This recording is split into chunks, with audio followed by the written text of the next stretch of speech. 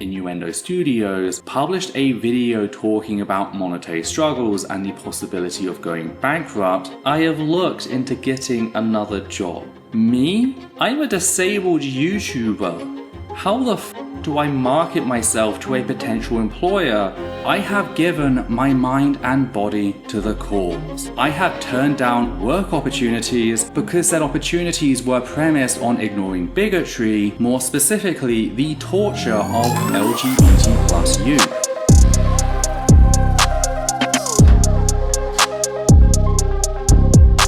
Now we're gonna cover Happy Friday.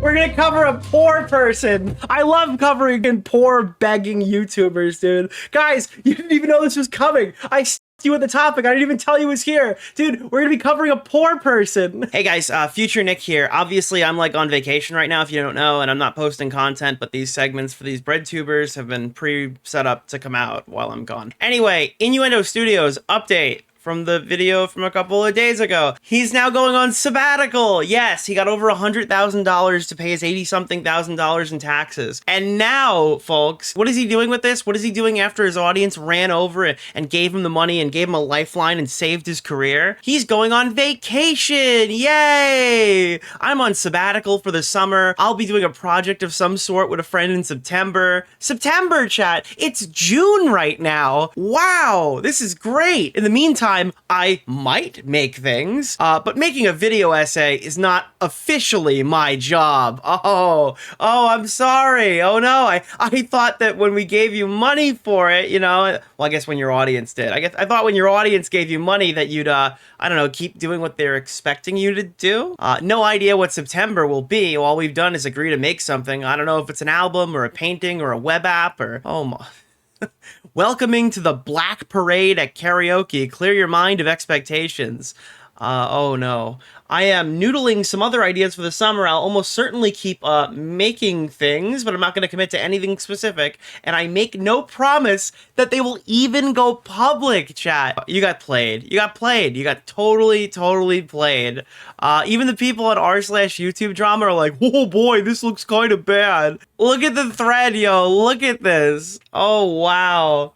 I try to be charitable to people with money struggles, but this looks very bad. I have no idea who this is, but it's a shitty thing to do. So he took all the money after saying he needed to pay off his debt to YouTube, only to turn around and say he might be done anyway. Wow, where did you get that from? Well, if you keep reading, all right, Innuendo Studios goes, is he still a YouTuber? This will be answered in October. October! That's after the September thing! Guys, in October, I'll do the big reveal on whether I'm still gonna make videos after you paid for my taxes that I was too lazy to pay for myself. I was too stupid to do for myself. Thank you, everyone, for the outpouring of support. And then he pulls out his stupid little coin thing and starts twirling it around and doing a little dance or playing a little instrument and saying, if you want to throw another $1 at me, wow, it would be a very much if you want to proposition. I am no longer in crisis. Going back to begging for more money and linking his Patreon. Dude, stop giving YouTubers money online. All these people are degenerate losers. Don't support any of them. Wow, if you did this, I hope you feel stupid because you deserve to. Legitimately, what the hell? Do you guys know who Essence of Thought is? Because it actually is so funny. Their lore is infinitely tied back to all of the stuff we've talked about on stream. Every part of it. So Essence of Thought actually made a video talking about plagiarism. Are you familiar with this? Essence of Thought called out a fellow YouTuber, fellow drama YouTuber named Vangelica Skov. But you know why Vangelica Skov was in drama? Do you know why Vangelica Skov was having a problem in YouTube drama? She didn't like the H-Bomber guy video on plagiarism. That was one of the... There were many posts about... This is an archive one, but not a lot of upvotes. But there were many like posts and discussions about it. No, I am not. And the reason why the subreddit, be googling that. You got to remember this subreddit. Poor person. this subreddit was basically created by the plagiarism video that H-Bomber guy made on Internet Historian. So a lot of these people. I just saw Keffel's tweet on Nicholas DeOrio. Keffel's appreciated the shout out. So a lot of these people, God, I just said there was a poor person on the screen. And you guys are just fucking feeding, dude. You're literally feeding right now. What's the name of the guy shit. from Keemstar Orbiter? Nick Oreo. Mr. Oreo. Why are they always bread oh my tubers? God. It's ultimate bread review. And by the way, this money to help. Just to be clear, Essence of Thought is like a straight up bread tuber. That's why this is even funnier. debunking gender critical fascism, essence of thought videos, intersex gossip, truth about xenogenders. Like, this is what you'd expect when you see BreadTuber, right? Things were working before. For some reason, now they're not. We must beg for money. This is like a new genre. By the way, I have been keeping all the VODs, and when I go on vacation to VidCon, I will be releasing all of them in a row. The entire series of GoFundMe YouTubers, I'll be posting them Nicholas, all in a row. the goat. As Thank you for a the $5, coherent my series from the last 2 months. Because I've been saving all the VODs for when I go on vacation. So we're going to just run them all in a row. You're going to get a big... this VOD is probably going to be included in those, yeah. But I just saw Keffel's tweet on Nicholas DeOrio. do not give Keffels money to the appreciated poor. the shout out. So the interesting thing here is that the H-Bomber Guy video on plagiarism came out and they just flooded the subreddit. So it was all pro H-Bomber Guy people. No way, so when Vangelina... There's a KFC in Yemen! Thank you. Bread for dunking on the BreadTubers. When Vangelina Skov put out a thing saying that, like, she thought the video was overplayed, which, by the way, I'm not going to just repeat Chud's argument, because Chud's got the right fucking argument about this. Is it just me, or is plagiarism super over... Like, plagiarism is bad. Don't get me wrong. It's one of the worst things you can do as a YouTuber. It's happened to me. I hate it when it happened to me. It sucked. But it's not like rape or like being a pedophile. And these things are kind of treated the same way. I guess what I'm trying to talk about... What's the name of the guy? Keemstar Orbiter? Nick Oreo. Mr. Oreo. How date you attack a third world trans woman, Nick? You show LD give money to pay Opalu act to ally deserve. Maybe this is Oh, going to be a crap. hot take. I think that it's kind of fucked up how fucking hard they hit James Somerton for plagiarizing. That's what I'm really going to say here. Is James Somerton got blasted off of the internet. Fine. Above board. Get him. Okay? But that wasn't enough. They had to follow his life after that, after he tried to leave the internet, find out where his next job was, and then, like, go after his new job to get him fired. What's the name of the guy? Keemstar Orbiter? Nick Oreo. Mr. Oreo. There was a time, and by the way, like, you want to, like, all these people are probably, like, dude, I don't want to hear any of these fans, like, start arguing about, like, reading an r/suicide watch post, because with James Somerton in particular, he was threatening to kill himself, and they kind of walked it back, and when it was found that, like, he was okay and good, they just started hammering again. And by the way, like, if anything ever happened to, like, Bo Blacks or something, they'd be the first ones to kind of, like, put my head on a stake. So it is funny that, like, they'll do stuff like that too, but it's above board because this guy has, like, committed the atrocity of plagiarism. You know, I think it's a little gross. I think it's a little gross how far they took that, but that's besides the point. For an infraction like plagiarism, to be clear, I do think there are reasons why you could do that. And if it's personal, maybe that's even a little bit different, but it's just like, I'm a fan of somebody who called somebody out for plagiarizing. I now need to find out where they work is a little crazy. So yeah, Vangelina said she didn't like the video. Essence of Thought, in my opinion, in my humble opinion, I think Ethel tried to capitalize. So interesting enough, Angelica Skov plagiarized my Lily Orchard series, hit the internet running. Okay, this video in 1 year has amassed 46,000 views. I remember this being bigger. I remember there was more here. And this is like a whole thing here. This video is like part of the Obsessed Rachel Oates series. I don't remember what Rachel Oates even did, but they were just like video essay after video essay, like reading Rachel Oates' book. Was that one of them? I don't, is Rachel Oates really deserving of, I don't know. Was this like a trending topic, I guess? Like this is a 3-hour documentary on Rachel Oates that didn't hit 20,000 views. There's not even a view incentive to hit Rachel Oates this hard. It's forgotten lore. I don't know what Rachel Oates even did at this point. But Vangelina Skov wanted to post a video talking about that, and then Ethel tried to run her off the road, which is really funny. We're going to watch a little bit of this right here, and then we're going to go through kind of how it happened. And then after all of that, we're going to crescendo with this person begging for money, because that's where they are a year later. I love the Where Are They Now type segments. YouTube, it's been a while, and we'll cover why that is and where I've been towards the end of the video. But first, we have something much more important to talk about, and that's the fact that our research on this channel has been plagiarized by another YouTuber, Vangelina Scow, who, after being approached by me, seemingly tried to scare me off using the threat of lawyers. That's right. Mere months after H-Bomber Guy released his bombshell of a Oh my god, dude. Dude. All right. So you can clearly see where this video is coming from. We got 20 seconds in before the H-Bomber Guy reference immediately. Now, as far as I'm aware, I don't remember perfectly. I think that the legal threat was overplayed in the very beginning of this video, but immediately, like, H-Bomber Guy made this amazing video. It was extremely good. Yeah. video on this very topic, someone who has dozens of videos covering Illuminati's death spiral thought it'd be a great idea to just rip myself and a bunch of other people off, only to then double down in the exact same way Illuminati did when caught in the act. Oh, it's gonna be one of those videos. But before we continue, a quick content What is happening? warning for the following. Dude, the fucking cadence is awful. Just like the whole, like, she doesn't even seem confident on the microphone. It's just like, today we will be talking about something. And then, you know, oh my god, I'm having a flashback. I think I said this last time. Who's the fucking YouTuber that she sounds like? Chat. Who the fuck is the YouTuber that she sounds like? Please, God, tell me. I need to know. I cannot look this up. Daft Pina! Dude, remember Daft Pina? Hello. Today, we'll be talking about a YouTuber who makes videos of the... Yeah, oh my god. Oh my god. Daft Pina's old voice was one of the worst I've ever heard in my life. How Jaden faked her face reveal. And if you stop, if you give up, you will not. You're in. No, control person. Why I don't have a face reveal by Jaden Animations.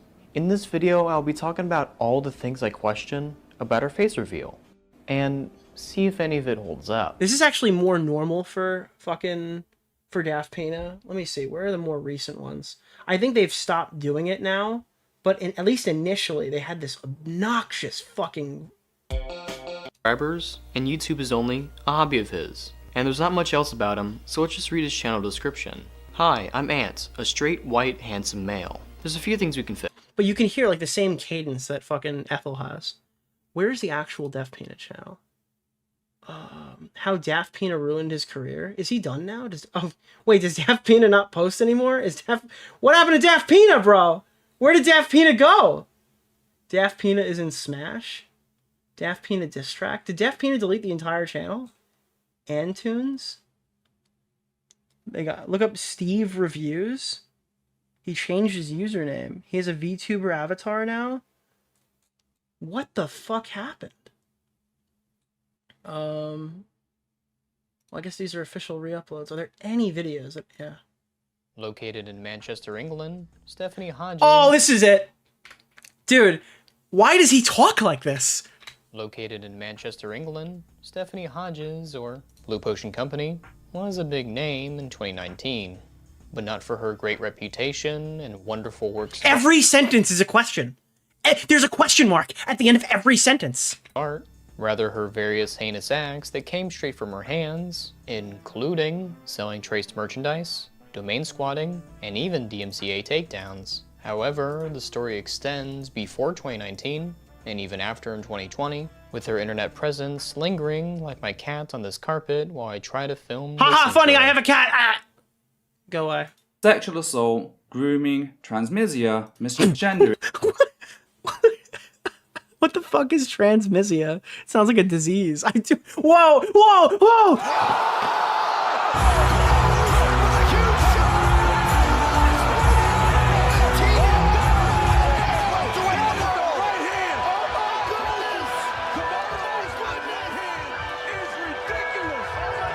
Oh god. And injury.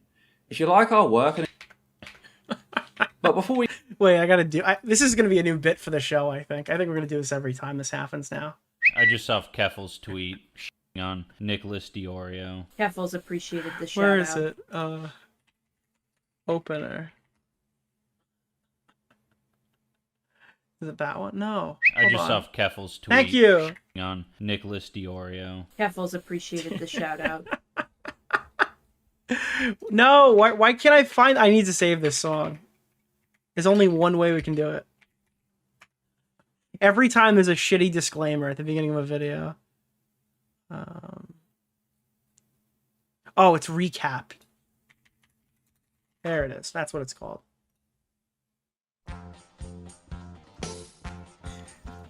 Continue, a quick content warning for the following. Hey! It's me, Ethel. Today's video will have sexual assault, grooming, transmisia, misgendering, and injury. Sexual assault, grooming, transmisia, misgendering, and injury. Please support the official release. Every time we see this, we're just doing the same thing every. If you like our work and appreciate the research, I don't. liking, trying to remind our viewers that the statements made throughout our videos. Transmisia, if I remember correctly, it's a way to say transphobia, but be like more inflammatory, right? Because transphobia implies the. Wait, I remember this. Transphobia implies that you're afraid of trans people, but that's not the problem. They hate trans people. They are transmisiists. I actually haven't heard this term since this video. Are the opinions of myself, the host, It's transphobia, but woke. based on the evidence I have available to me. They are not and should not be taken as unquestionable fact, which is why we reference everything. Because we're fallible. Thus, we strive to give you, the viewer, the ability to check all evidence for yourself Alright, show us on the doll where you have been plagiarized. in order to make up your own mind. Wait, how is a video about plagiarism gonna have to do with pedophilia? Is anybody gonna question that? Why is there so much sexual assault in a fucking video about plagiarism? Which is what the reference numbers in the top left corner are for, being numbers that match up with the reference list found in the transcript. You know why? Because in the middle of this video, it just becomes a huge Lily Orchard video, right? Is that what happened? I don't remember this. No, maybe it doesn't. Maybe I'm wrong. Oh no, it actually is this. Nope, it actually is all on her. I completely just slandered. I slandered again. How this situation has impacted my health. We've switched into a red shirt for that part. Was, and to this day remains, the one and only time I discussed being groomed as a 15-year-old. What? What? Who the fuck starts a conversation like that? I just sat down. What the fuck? Along with how I was subsequently chased out of the furry fandom on YouTube after I blew the whistle on the 30-year-old man who groomed me. That's actually what led me to create the Bro, why would you start a video on plagiarism? What the fuck did I miss, dude? channel. Holy shit! The production for the series took a long time. Myself and Levi began working on the series in January of 2020. You see, in December of 2019, I'd given Lily Orchard a What is the context about Lily Orchard have to do with someone stealing your work? shout out in one of my It's personal to you? Like, videos you've been re-victimized by Vangelina? presenting her as a safe person due to the way she projects an unabashed hostility towards sexual predators, very rarely seen, only for me to be approached by someone 2 days later about her history of Stockholm. Both myself and Levi began our own solo investigations, during which I removed the links to Lily's channel before reconvening a day or two later. Both of us had reached the same conclusion of, holy shit, there's even more. I immediately nuked the video, issued an apology, and got to work. I feel compelled to note that I nuked the video in spite of the fact that it was, and to this day remains, the one and only time I discussed being groomed as a 15-year-old. Oh, wait, what? Hold on. I took down the video because I discussed being groomed, and I'm gonna put it in this video instead? That it was, and to this day remains, Nicholas, the one and only time I the discussed goat. Thank you for the $5. Why the my fuck man. do I need to know this? being groomed as a 15-year-old, along with how I was subsequently chased out of the furry fandom on YouTube. Wait, the what fandom? I discussed being groomed as a 15-year-old, along with how I was subsequently chased out of the furry The furry fandom? I don't remember any of this, dude. I'm learning right now. I wasn't prepared for this segment, fandom on clearly. YouTube after I blew the whistle on the 30-year-old man who groomed me. That's actually what led me to create I gotta be honest with you. I thought this was about plagiarism. I fucking forgot. It's not my fault. I didn't know. The channel. Don't fucking look at me. What am I, a YouTuber? For acting as a new start for myself. So it was an incredibly personal video, making it difficult to destroy, but we deemed it too dangerous to remain up. What? This video is too dangerous to be kept alive. He needs to face due counsel. He's a Sith Lord. He is too dangerous to be kept alive. I also felt personally responsible to everyone that had seen the video before it was taken down, thus setting myself to alerting as many people to the danger as possible. We made a couple of posts before beginning work on what was, at the time, planned to be a single video. As for our investigation, researching, planning, and writing the video turned out to be an absolute nightmare. There was just so much going on, so many little things that connected in so many little ways. That's why, whilst I knew I wanted to do the Incros video as a standalone piece, I didn't have any idea as to how we were going to do the rest. This is at 125? How slow are they normally? Video wasn't going to work for us because it didn't give these specific cases this is the not... time and attention they... Holy shit!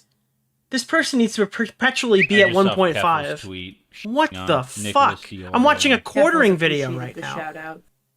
Hi, Nick. Thanks for streaming while I'm stuck at court. Oh, tell them not in trouble, just cruising for chicks. Oh. Okay. Maybe you can post bail for one of them. I don't, that's okay. Required is why the Incros video came out in April of 2021, yet the next video, the one with Glazed testimony, that wouldn't come out until October of 2022. That's how much research... I don't know why you do that there when you can just go to TwitchCon.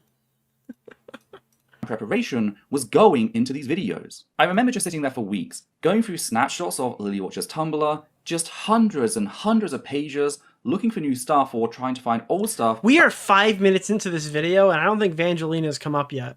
That no longer had its original source. And when I was done with Lily Orchard, I moved on to her friends. This, by the way, is how I became so acquainted with the URL workings of FimFiction and film. The URR workings? This, by the way, is how I became so acquainted with the URL workings of film.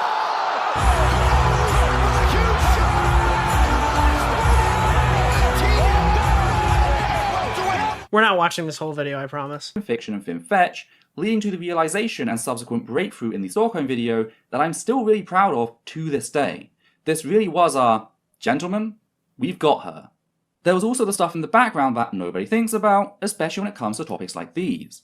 I remember back in 2020, 2021, Lily Orchard began talking about adopting. We scrambled like fighter pilots to try and figure out if there was anyone at all, we could reach out to have Lily Orchard's name flash red to any adoption agency should she actually... What the fuck did Lily Orchard do? Apparently Lily Orchard is the worst person on the planet. I don't know. Okay, it was not about books. I'm remembering incorrectly. Follow through. There was also the background care for Glade, who, again... Oh, wait, I think I do know. Holy shit, wait, I think I do remember. Wasn't there like a thing? I don't want to say anything specific because I don't want to fucking slander somebody by accident. But so Lily Orchard is a huge piece of shit then, right? Is that... Okay, but... Wait, is this the meme?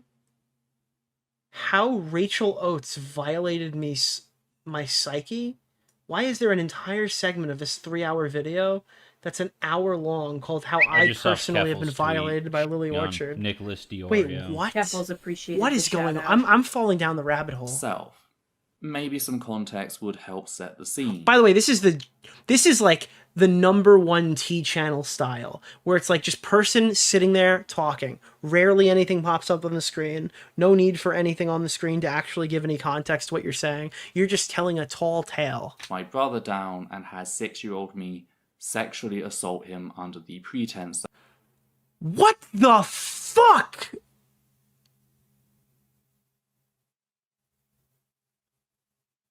What the fuck, dude?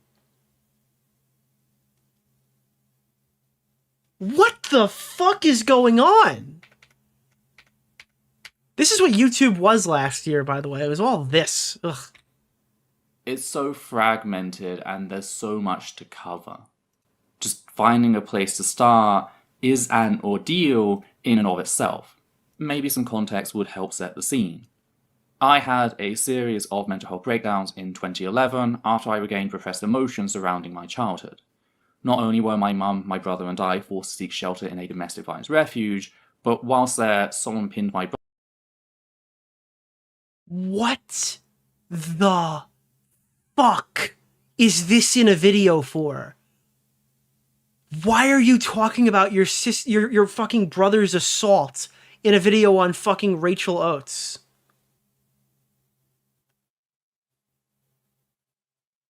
And Rachel Oates is not Lily Orchard. I'm now realizing that right now, and I have been mixing them up the entire segment. That's awesome.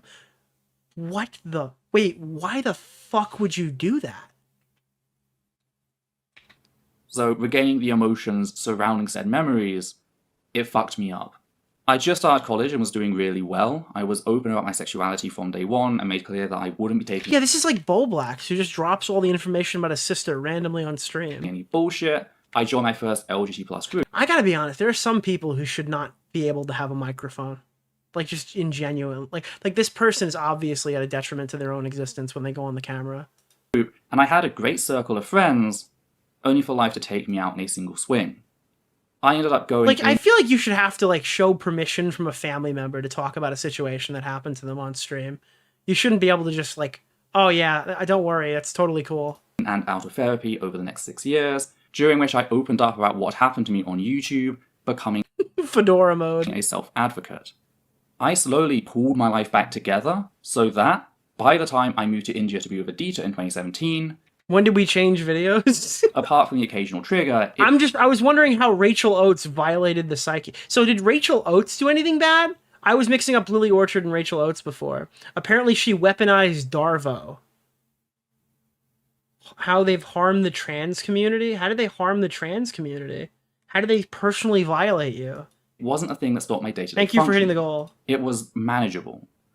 This is why, when things started to go south in May of 2019... I sought out a therapist. I recommend before watching Nicholas I reached DeOrio's latest video. Is Ethel from EU the new Mike from PA? Rachel Oates complained about Ethel? Yeah, there's a whole Rachel Oates series, a serial transphobe, with multiple hour-long videos going over this. Rachel Oates promotes far-right anti-feminist figures. So wait, I'm just curious, what is the Darvo thing? Human rights of trans people whilst pretending to support us, and how she compared me caring about the lives of my trans siblings to the actions of a domestic abuser. I clapped back, posting a thread at 1:49 AM on what... Yeah, more like 1:49p. What the fuck? What is... Oh, it's in... Okay, that's my fault. My fault! Slander. was now the 4th of September. To be clear, Rachel Oates is a transphobic bigot who is actively attacking trans people, trying to hold Woodford, her personal friend, for calling for violence against trans people, arguing they should be stripped of numerous human rights. That's what it's been about. Okay, it's just going to all be read. Declaring, quote, "So to be absolutely clear, as seen in my response to her public clap back, it did not matter that Oates had my block of her." So I want to apologize? What? So this is an apologizing thing? In the post that led me to clap back. It did not matter that Oates had, on multiple occasions, asserted that, quote, "I will never use my mental health issues, social issues, or self-harm as a shield or way to manipulate my audience," end quote, and that you never, ever, ever use something like self-harm to threaten other people. When you have that problem, that's your problem. You never, ever, ever try and control someone's behaviour by threatening violence against them or yourself. It is not okay, and it is never, ever acceptable. This is something I feel really, really strongly about. Okay, Jesus. All right. If you see any crazy shit, just fucking go after them, or whatever. I'm hiding some of these comments. I'm sorry. You can't really do that here. Let me see. So this is let's go back to the main video we were watching, the plagiarism one. was one of Lily's victims. I had to make sure that they felt supported by me, whilst also ensuring that their testimony remained as unadulterated as possible. I didn't want to give anyone the chance to say that I had coached them, because that can be crushing for a victim. That's a hard tightrope to walk, let me tell you, especially when it comes to large issues. Alright, so background on the Lily Orchard series. So this has nothing to do with Rachel Oates. Lily Orchard is separate. Got it. Now, after we poison the well and talk about how bad Lily Orchard is for 9 minutes, we then talk about how evidence was stripped from the videos. So the plagiarism is the stripping of evidence. Starting with the hard data, the first thing I did when I realized I was being plagiarized was download Scal's video and begin cutting it up. Do you kind of see what's going to happen here? When two people cover the same drama story, do you see what's happening here? Up into sections. What I found was that a 30-minute section of her 38-minute video, starting from 2032, was ripped directly from mine, as shown in the clips raised into the second, higher track. Though, to clarify one thing, when I went through it again, I did find 2 clips amounting to just over 1 minute 2 seconds that were her own original content. One being a 20-second remark about a book she read as a child, and another 40-second remark about... This is like if I pulled a clip off of Yeet's Twitter, and then Yeet told me that I clip chimped or something. Or that I plagiarized Yeet by posting his thing as my intro. Lily's writing tips, which, aside from as an introductory tool to the Incros video, I had absolutely no interest in covering. I'll still refer to it as the 30-minute section, just know that I'm only claiming 12 minutes of it. Now, throughout that 30-minute section, Scal presents 8 screenshots, 8 pieces of visual evidence, which he then spends the remaining time talking about. And it's those 8 screenshots that allow me to confirm, without a shadow of a doubt, that they were ripped directly from my video. What was ripped from your video? Show an example. Data points here. Screenshots. Oh, chat, you want to guess? You know what was ripped from the video? How? Well, I'm glad you asked. I will be using 3 data points to confirm that these screenshots were ripped directly. Screenshots! The plagiarism of screenshots from our video. The first and perhaps weakest data point is zoom factor and the zoom factor of the screenshots. Layout. That is to say, not all of the images I took were taken at the same level of zoom, and when you zoom in and out on a page on Tumblr or Twitter, it doesn't merely pan in like a camera lens, every now and then it shifts things. This is literally, oh my god, fucking H-Bomber guy made a video on plagiarism. This could be my big break. Around. Take this example I grabbed whilst writing the script, taken from yeah, NFT bro mentality, literally. Stockholm Uber fan, The Last Alicorn.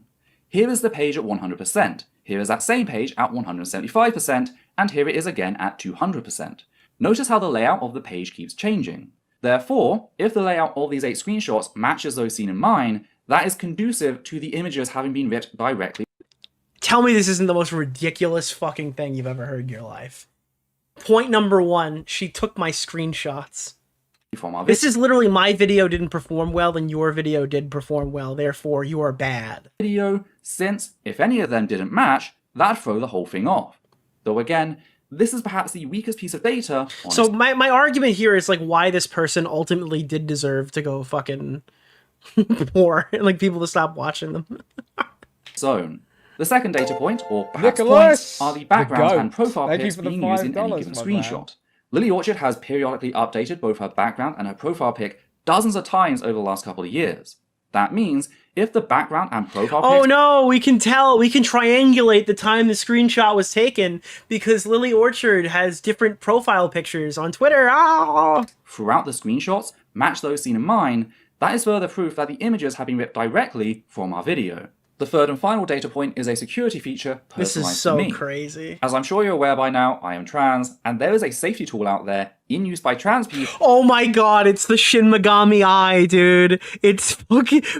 She doesn't have Shin Megami Eye installed. She stole the screenshots. No way. That changes the usernames and links of users on certain sites based on whether they've been voted safe or dangerous. It's fucking Shin Megami Eyes. No trans way. people. Do note it is a deeply thought... It's the fucking... the Eye of Orichalcos, dude. Holy not shit. Everyone green is in fact safe, as we'll see in a second. But it is handy to weed out the reds. Now, I say it's deeply flawed in... You guys remember the time that H-Bomber guy dropped the hard R? No? Well, you should go look it up. I think there's a video called N-Bomber Guy, where you can see where your Lord and Savior has used the dreaded no-no word. It marks green, because, you guessed it, Lily Orchard is marked green by default, meaning that enough people have voted her safe to trans people at one point in time to earn a green rating. What's particularly interesting about this data point, however, is the fact that... By the way, I'm gonna zoom ahead now, got a little more info here. This is like fucking ridiculous. Look at this screenshot. This screenshot...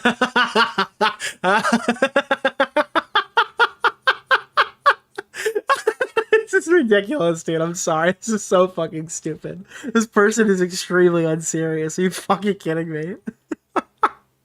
Avatar on a light background, staring to one side. Moving on to the background and profile pic, we see Lily in her Number of perfect matches, 3. There's a fucking list. purple phase, and she is using the same image of her avatar on a light background, staring to one side. God. We also see the number of notes in this one on Scow's copy is just about legible at 1 note, same as my own screenshot and my original. Lastly, looking at Lily's username and tag. Look, it's got the Shin Megami eyes. Lily Orchard has been deemed a transphobe by a colleague of her peers. We can clearly make out the red colouring, just like the original, They're coloring. signaling that this was taken We're after using I color theory now. manually updated I actually flipped a tarot card and I decided that you plagiarized on me. Fuck you. his name on my end, once again making this a perfect match. This is good news, Nick. Bringing us to the 8th and final image, which appears in Scow's video at 33:17. It's literally like the NFT argument for plagiarism. It's so fucking funny. This is, by the way, this is all the evidence from the video that's been ripped, right? Meaning that, Nicholas, had she wanted the to, goat. she could have Thank you for opened the them herself $5, and my taken man. the screenshot at whatever zoom level she liked, without the security feature, and it would have made proving her plagiarism difficult, if not impossible. But she didn't, because the entire point of plagiarism is to avoid doing the work by stealing from others.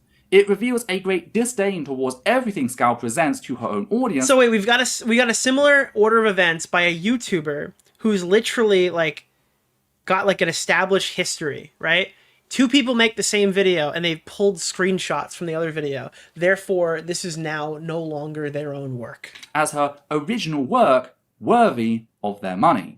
What Scow has done here, as proven thus far, is effectively go into a research paper, ripping out all the data Your YouTube video is not a research paper, just to be clear, okay? This is not. That's tables not what that along with is. the graphs, charts, and diagrams before presenting them as her own in a paper she has written, whilst expecting to be paid for it, not just in AdSense and Patreon, but also through a sponsor. Guess what? I'm just watching your video on stream. Live with that. HelloFresh, not to mention merchandise. That alone is plagiarism, is fraud. Take it to your career's grave. Actually, you know what's funny? They did get bailed out. Another one got bailed out. Another Ebegger got bailed out. It's crazy. That Oh, not that one. Nicholas, the goat. Thank you for the fraud $5, is my man. theft. But it gets even worse when we actually take a look at the stuff she says between the evidence. Because we find out that she's stolen more than just the evidence provided throughout our series. She's attempted to claim mine and Levi's personal thoughts as her own. Starting with what is perhaps the clearest example of this, the same moment that hit me like a brick. Namely, this little nugget taken from just after Scow shares the screenshot in which Lily presents herself as a safe way for young people to explore their sexuality. They what? No way, dude! Even Ethan was surprised about that. There's a KFC in Yemen! Hey Nick, wish you a great stream. So I have a short update Oh, good. about Connor Eats Pants. He featured you in his Asmongold Called Me video, and again, feels pity for you but thinks you're a funny guy. Also his chat hates Tom, by the way. Oh, dude, we're turning him. We're turning him, bro. By sending her nudes. But the first thing that popped into my brain was, Yeah, what if I own the copyright on she my just asked herself ideas. this question so that she could answer it and get people to send her these photos of themselves? And how is she going to vet that the people who are sending them are adults? Oh, it just popped into your head? Really? You had that thought? So it has absolutely nothing to do with the fact that, in our video containing Mackenzie's testimony, I quite literally say the following. Now, I don't know if these messages are sent in by a particularly fervent Lily Orchard fan, or if she's sending these herself, within minutes of providing the exact same piece of evidence. Like, yeah, I Wait, what? Wait, this is like the most generic sentence ever. Wait, hold on. What? to explore their sexuality by sending her nudes.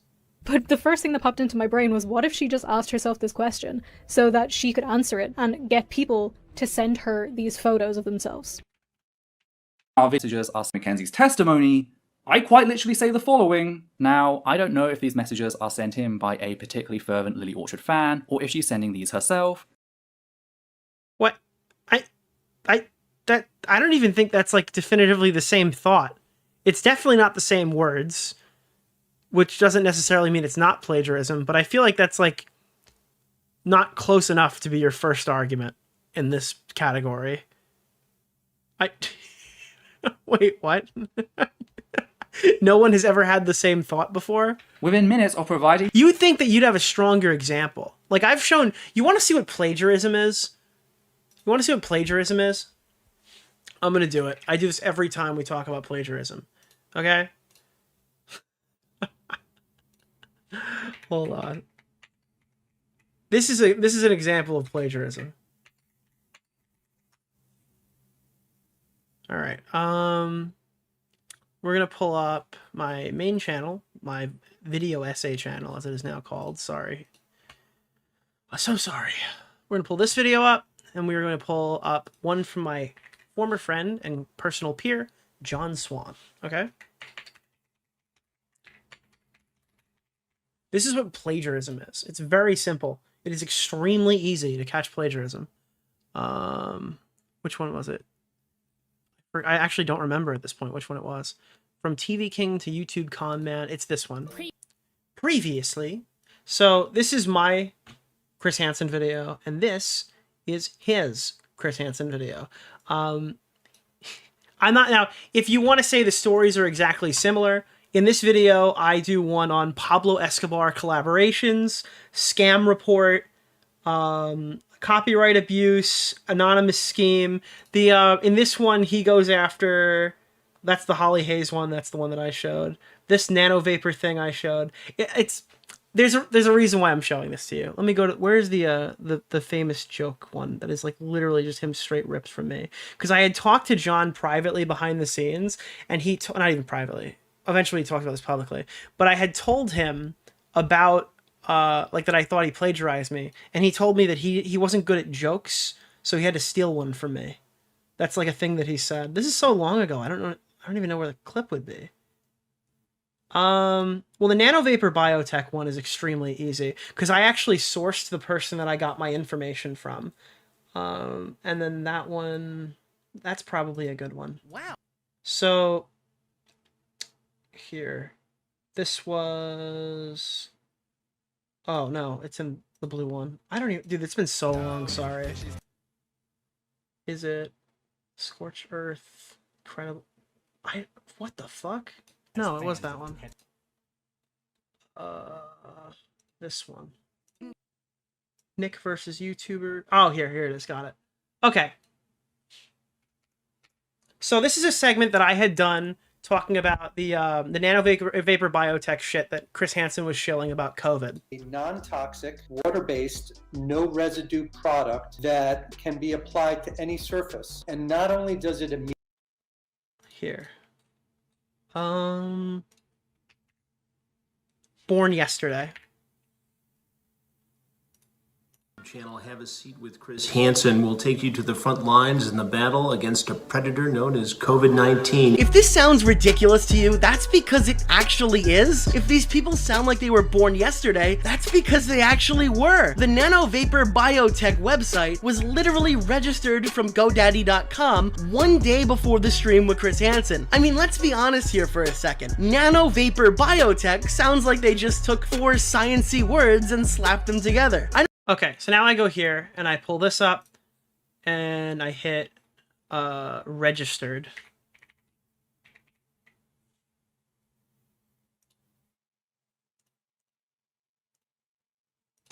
$70 to $90 days. If it seems like these people were born yesterday, that's because they probably were. The website domain for this revolutionary product was registered the day before the stream on Chris Hansen's channel. The website was, as you can see, very well crafted. I mean, look at the resolution of these pictures here. I don't know what kind of promises that we were expecting to see kept here. Is this some kind of fucking joke? So this is nanotechnology. There, like, where's the large type font? That's the one. Large type font. Medical clinic. And what you'll find is some very here. Let's go to private medical clinic. To measure the effectiveness of their product in a real-life setting. The study in question is 2 pages long with large type font and was done in private medical clinic. Yes, the clinic who provided the premises for the study didn't even want their name attached to the product. conclusive stuff. The fucking name associated with it. And what you'll find is some very conclusive stuff. The research by NanoVapor was done on site at private medical clinic. Yes, this product works so well that the clinic that performed the test doesn't even want their fucking name associated with it. The overwhelming scientific consensus that they were trying to sell you on that this is a— Where is this? Hold on. 3 pages. Large type font.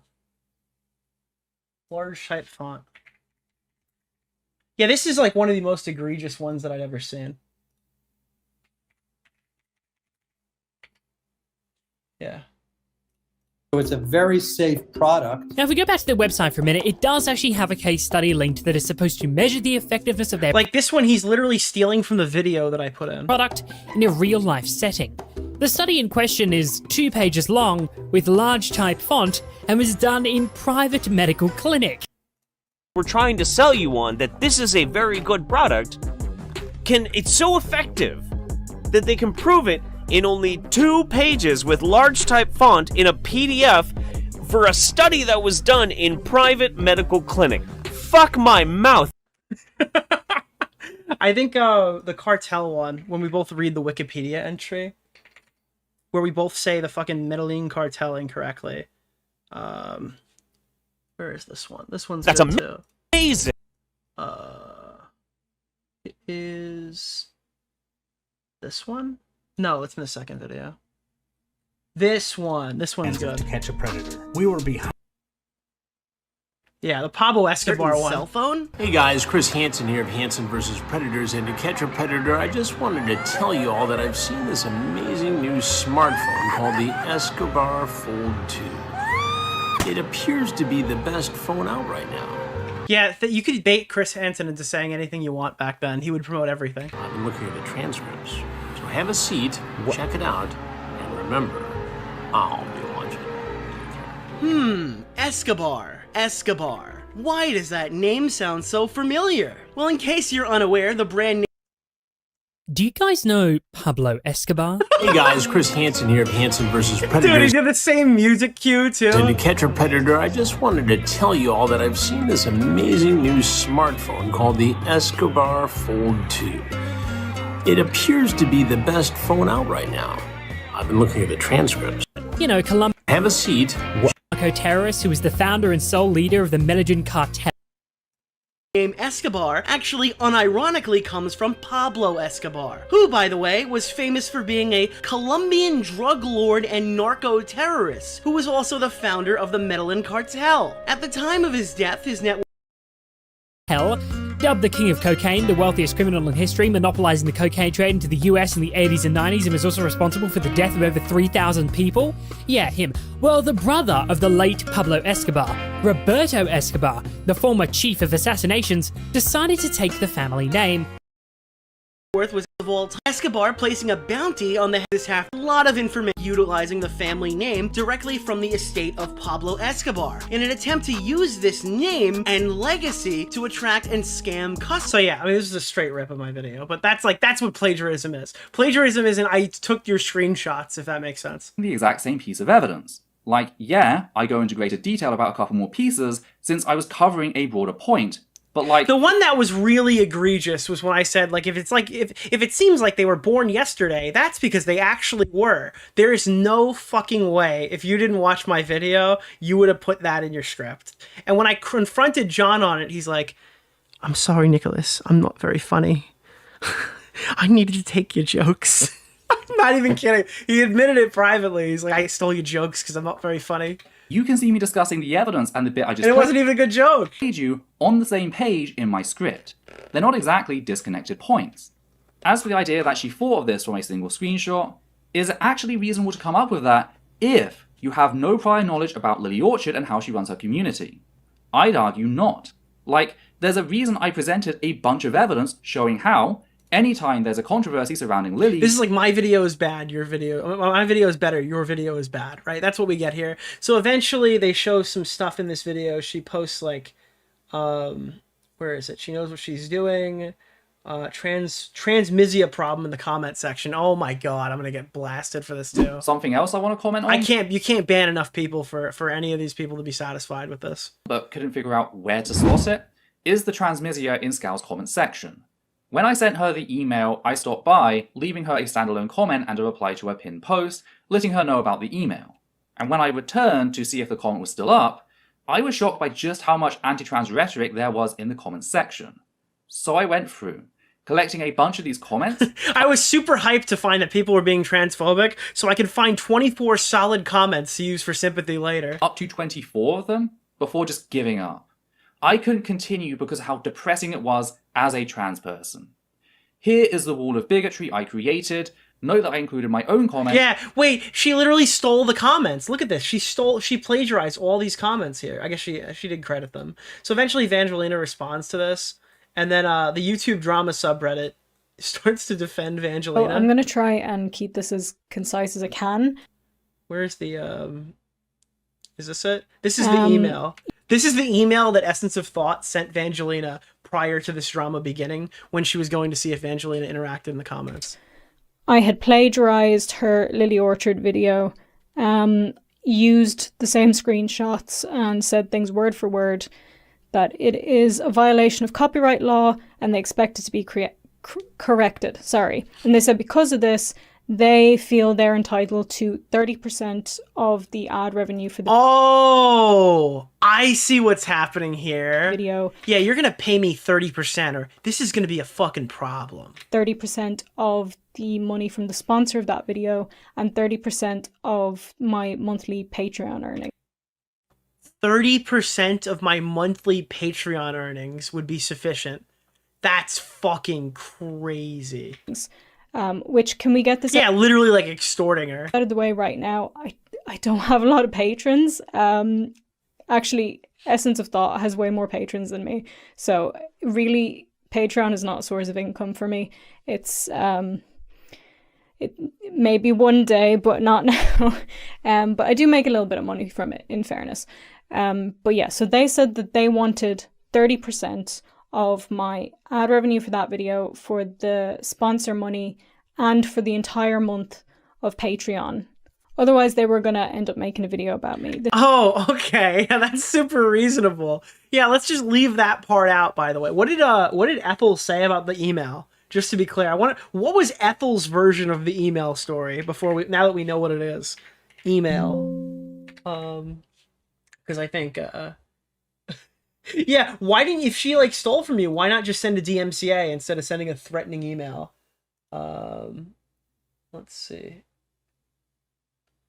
Where's the next chapter?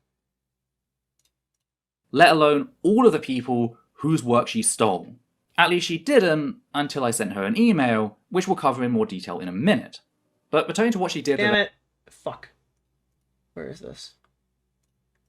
Only time I share these emails publicly, hence that said to me, yeah. Okay, can we see the email, please? Something she could have said in response to my initial email. If you think there's a simple explanation, it's natural to try and share that explanation. Yet she... who has not shared... Wait, you actually showed you extorting her? Holy shit! Holy shit! How confident! Their story. I am shocked right now. Anywhere else. Plagiarism is not only morally wrong, but also a violation of copyright law, wow. So I expect this to be corrected. Essence of Thought has always intended for our resources to be freely used by others, so usually we would only require you to link our channel in the video description, credit us for the screenshots, and have the presenter cite us whenever one of our ideas or pieces of evidence is used in the video. By the way, you don't own and it's like, oh, well, this was obviously stolen because they used our screenshots. That's ridiculous, by the way. I'm sorry. That's not plagiarism. You, your writers, or your researchers did... How do you see transcript on YouTube? Oh, fun story. You hit the show transcript button, and then you can Control F and go wherever you need to go. It's a YouTuber tip that they don't usually tell their audiences, so if you need to find anything specific, you do it that way. Not do so, we feel we are entitled to 30% of the video's monetary value as compensation, based on the fact that 30 minutes of a 38-minute video are clearly plagiarized. That includes... These actions are to be taken along with issuing a correction and apology to all social media, as well as an explanation on the top of the video description that is then run by us first, explaining the error. This is said in the later email, but it was quite clear what was meant. So I just want to explain, well, I guess firstly why I didn't respond. What's the name of the guy? And I think you need to understand Nick from Oreo. my perspective Mr. Oreo. that this is somebody I had no knowledge of any of emailing This is so bizarre. me, claiming that I've plagiarized them and demanding money so that they don't make a video about me. And this is me knowing that I haven't plagiarized anyone's video. So in my eyes, when I get this, it feels like somebody's trying to extort me for money. Because that's exactly what the fuck it is, yo. Where's my chat? My chat ran away. What happened? Oh. That is a serious legal issue. That's not something I can just immediately respond to and be like, no, or here's some money. So I really did feel like this was somebody trying to extort me. I still kind of do. But weirdly, I didn't initially realize who this was. I did pretty quickly, but initially I didn't even know who you are. Just thought this is just some random person saying that I owe them money. Like, this is just some random YouTuber trying to blackmail me. As soon as I did realize who it was, though, that kind of brings me to my second reason why I didn't respond. Because I'm aware of Essence of Thought. I've not watched their videos, but I don't know how to say this properly, but, and you're not supposed to admit things like this online, but I am terrified of Ethel. Like, truly terrified of Ethel. Because I have Wait, what? Seen her history of harassing people, and she doesn't stop. Wait, what? What? And everything is blown to the extreme.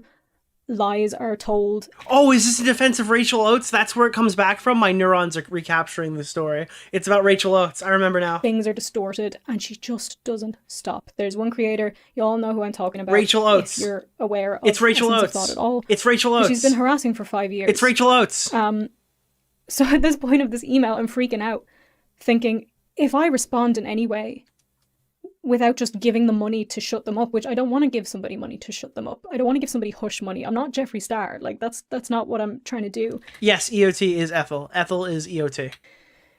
So I'm thinking, if I respond in any way, this person is going to be furious. This person's going to go ballistic, and it's going to actually be worse.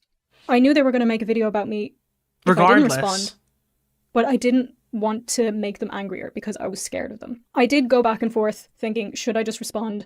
Should I try to handle this and just explain, no, I didn't plagiarize your video. I'm not sure why you think that. Maybe we can talk about it.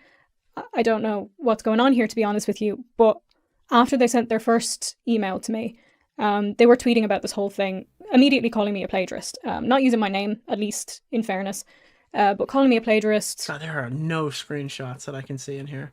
Hi, lovelies. I wish to be able to respond to every comment, but I can't, so I want to say this. Thank you, everyone, for the support.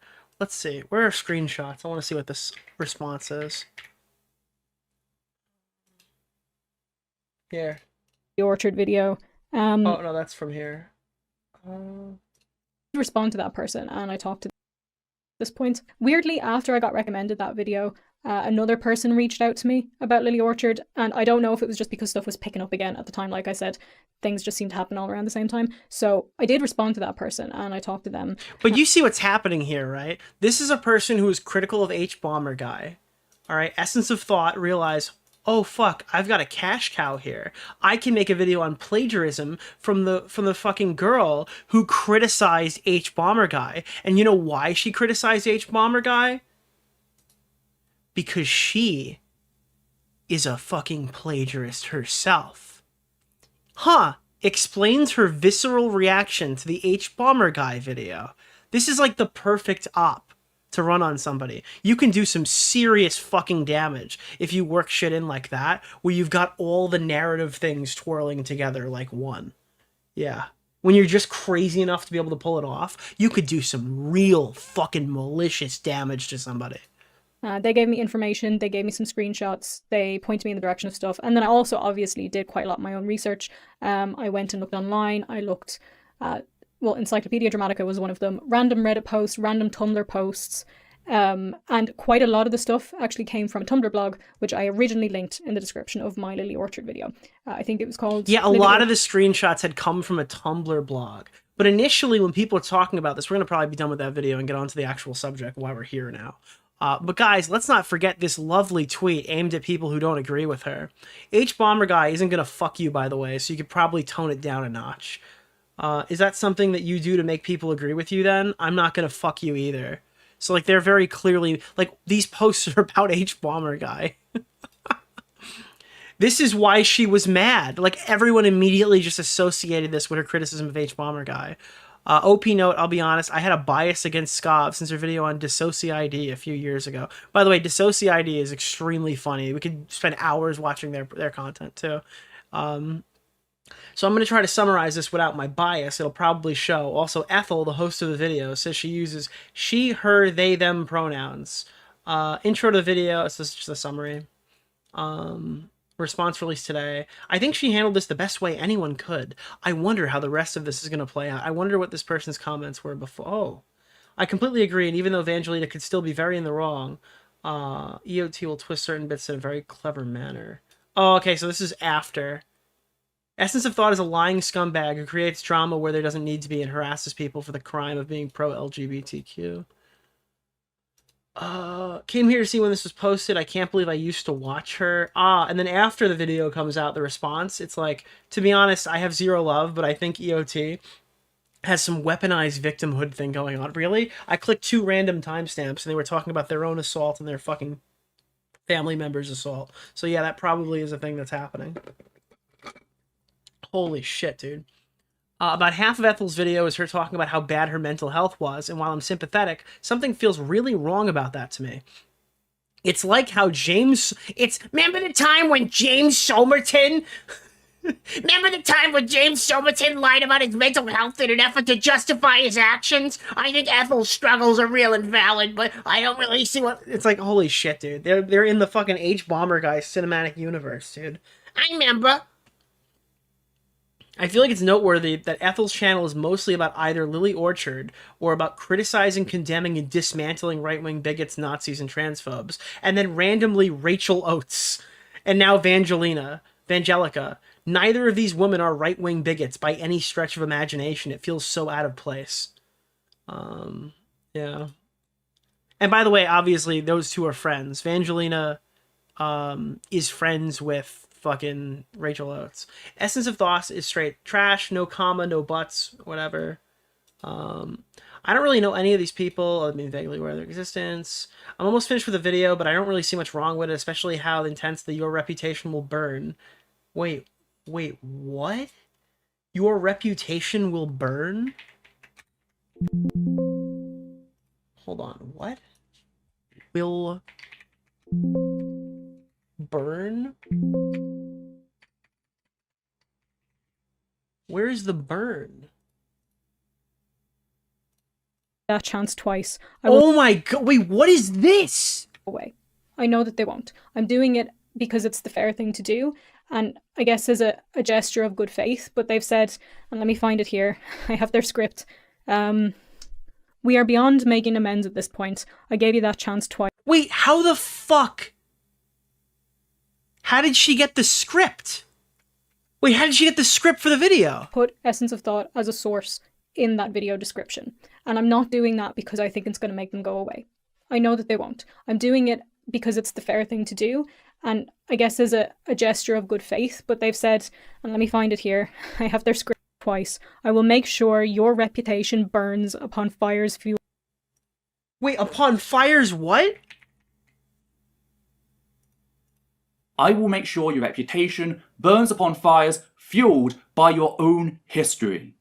Because if there's one thing I've learned about plagiarists, it's that they're never satisfied with doing it once. That all it takes is for one person... This is like an H-Bomber Guy Dick Rider video. That's literally all this is. ...to stand up, to go, hang on a second, and the next thing you know, you have a chain reaction of fellow victims doing the same. Weird, none ever came out. Ever. None ever, never fucking came out. That's crazy. Crazy. Looking back at Essence of Thought's original accusation video, one of the most hearted comments was, her deleted anti-H-Bomber Guy plagiarism video makes sense given this event. The accusation video is literally keeping comments by review. I know very little about this drama, but I feel that EOT is in no position to laugh about jokes about deleted content if they're hiding comments against them. Yeah, that's crazy. So eventually, EOT lost, and that was the last time I even thought of this person's existence. But Ethel has put out a new video recently, and we're going to watch it now, and it's very PNG, by the way. If you were looking for a real fucking PNG video where fucking nothing happens, it's this one, okay? This is like lethally PNG, okay? 3 days ago, happy Pride Month, guys. Please give me money on PayPal. There's no, wait, there's not even a, wait, there's a script for this? There's a script for this? No, there's not. What the fuck?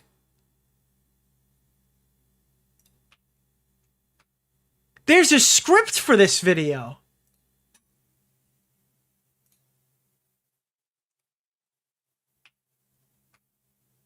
What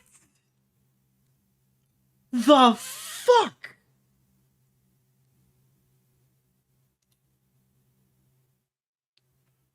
Oh my god. Okay, good start.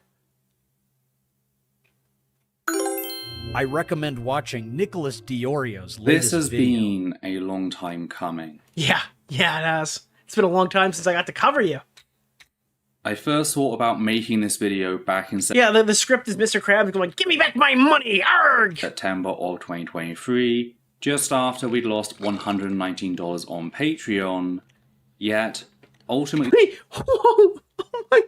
Yo, this is already fucking baller. This is already so baller, dude. Holy shit, 2 seconds in, and we're at peak fucking enjoyment. By the way, this is an extremely malicious person, so it's funny to laugh at them. That's why I was here. This has been... That means the 1 HP voice is scripted too? Yeah. A long time coming. I first thought about making this video back in September of 2023, just after we'd lost $119 on Patreon. We lost 119 patrons in September, but I wrote it out. I didn't beg back then. Oh my god, this is amazing. By the way, this video is 3 days ago, so they've been waiting like 9 months. A child could have been born in the time that this video was created. Yet, ultimately decided to hold off until I was done with our series regarding the events of 2019. That way... What happened in 2019? That is such a specific series. What was that? What happened in 2019?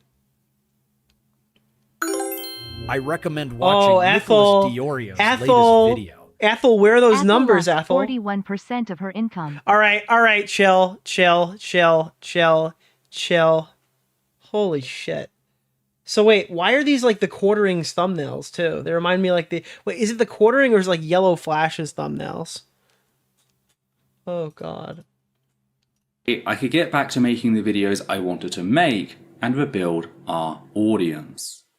Then, sometime in September of 2024, after losing another $90 on Patreon over the span of about 3 months, I took these screenshots in preparation to make that video, yet I didn't feel like I could at the time, especially not with all the support you'd given us when our previous landlord kicked us out with just 2 weeks' notice. It felt as if asking for more support on Patreon would seem ungrateful, especially as I hadn't really gotten I back. like how they're still doing the fucking speech pattern. I thought if I asked for more help on Patreon, then I would get back into the swing of things. So I decided to wait until I'd been posting regularly before doing so. That is why, after a successful few months of putting out videos on a weekly basis, I opened up a script and managed to write a single line right before my... It's like SpongeBob when they wrote the T.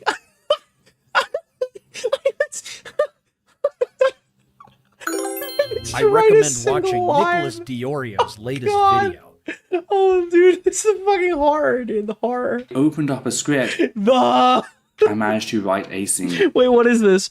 I really don't like to do this. I like to keep my promotion to me and the allocated slots on my videos, but things are looking rather dire. Oh my god. This is the best one so far. Line right before my worktop died, forcing us to fundraise for that.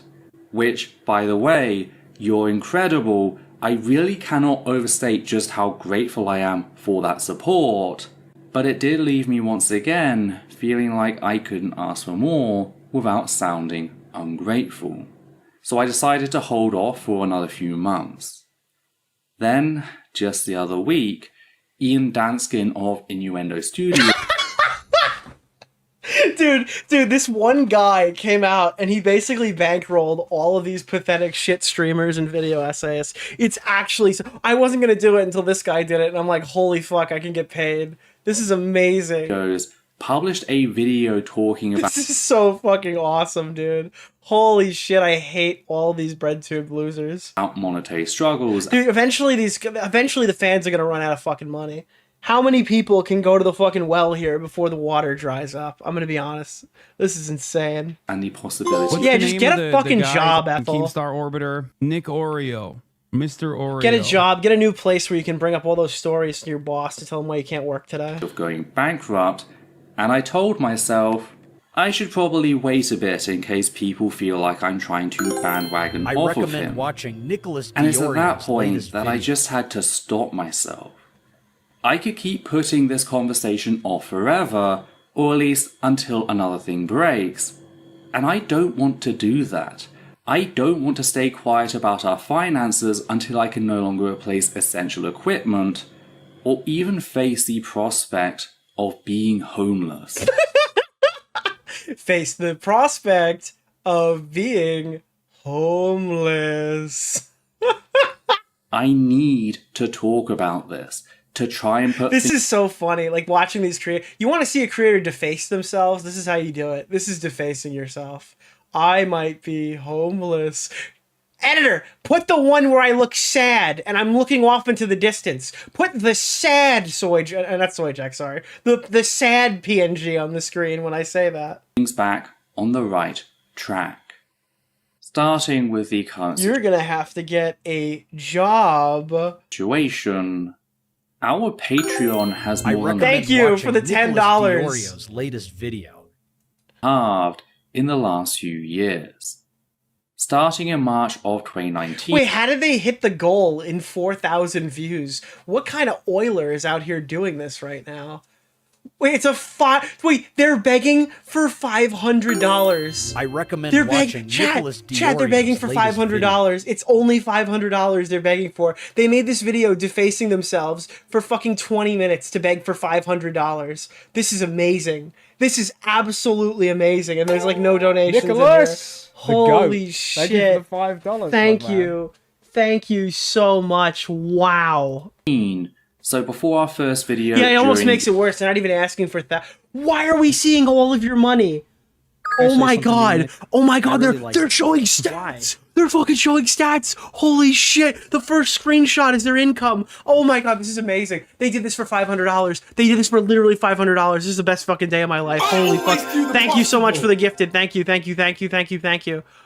the... Our Patreon has more than halved in the last few years.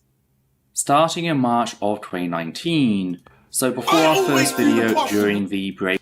Wait, so in all time... Wait, oh my god, your channel has made 54,000 forever? You have made 54,000... Okay, but hold on, I don't mean to scoff at this. You made $54,000 in 10 years? Okay.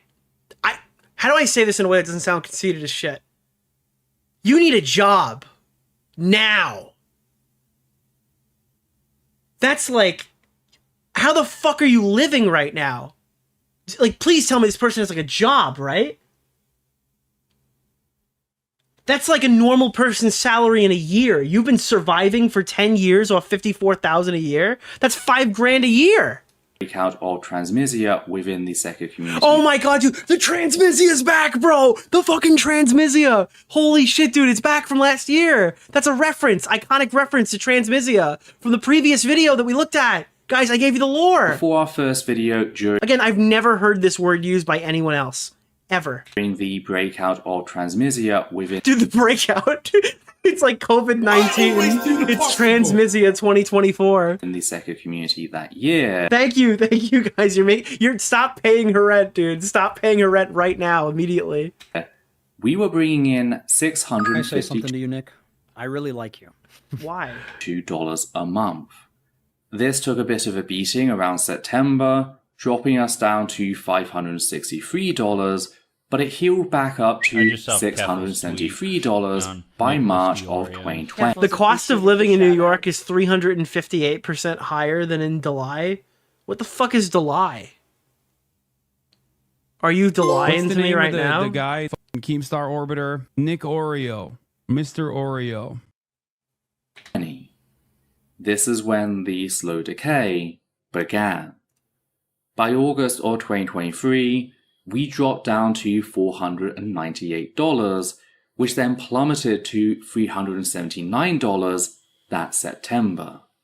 This happened whilst Edita had been left unemployed because of government restrictions placed on the United Nations, which was a major source of funding for human rights organizations across India. Weary. 1 week, Edita was traveling between states, interviewing victims in order to help develop new training programs. The next... It's just Patreon? Well, yeah, but... Wait, no, that's not just... Is that just Patreon? Oh, it is Patreon. But that's the thing, is the ad revenue doesn't look really good either. Maybe that's... Alright, well, I guess there's more money in this. Oh, yeah, 750,000 to view will do... That'll do something. Sure, okay. So it might not be as bad as we think. It might not be as dire. Interviewing... Then why show $50-something thousand then? What's the point of this? Which was a major source of funding for human rights organizations across India.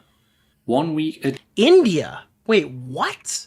Okay, dude, alright, there we go. Edita was traveling between states, interviewing victims in order to help develop new training programs. The next, she was out of the job. This... When have you got a job? Do you have a job? Coupled with that sharp drop-off is why I approached my dad, asking if we could borrow $100 a month to make up for that shortfall. Wait, wait,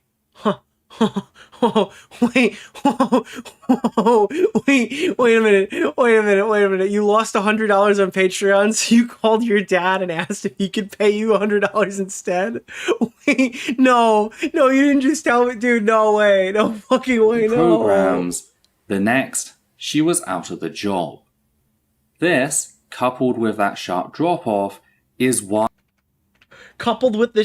I approached my dad, asking if we could borrow $100 a month to make up for that shortfall, just until Edita could find a job. We had no idea just how long that would... Why wouldn't you just say it's because they lost the job? Why would you have to say it's because a couple of people stopped subscribing on Patreon, so we need $100 more? $100 a month to make up for that shortfall. Nicholas, the goat. Thank you for the $5, my man. Just until Edita could find a job. We had no idea just how long that would take at the time. We did manage to build back up to $435 by June. Wait, oh my god.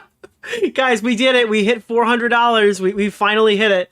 This is like such a weird way to interact with your audience. This is like extremely fucking ridiculous. Or 2024. Only for that I feel like we need to bring back shame. There needs to be shame here. Alright, is it transphobia to say that people need to have some shame? Well, it has nothing to do with their trans status. It has to do with the fact that they're flexing their Patreon on the screen with a huge 54 number, okay, across 10 full years, right, mind you, saying that we dropped $100 this month. It's a real big fucking problem. Plummet back down to $340. I'm sorry, it's not transphobia. It's transmisia giardia. It's transmisia giardia to criticize people for e-begging online. $3 by September, which is why I took those screenshots to make this video.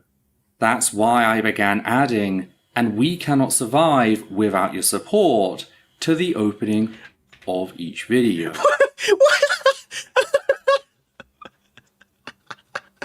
Wait, so every video that I watch in the last 3 months is going to start with you saying, we cannot survive without you giving me money.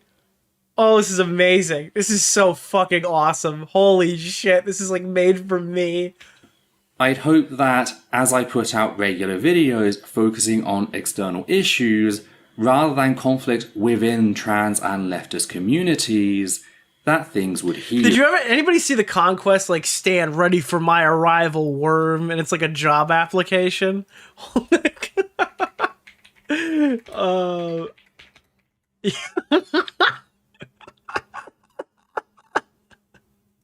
Where is this? Yeah. Oh, God.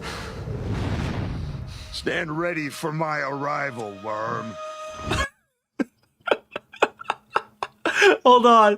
This is literally Ethel. You're gonna love this. We do Invincible memes all the time here. We're very quirky. Check this out.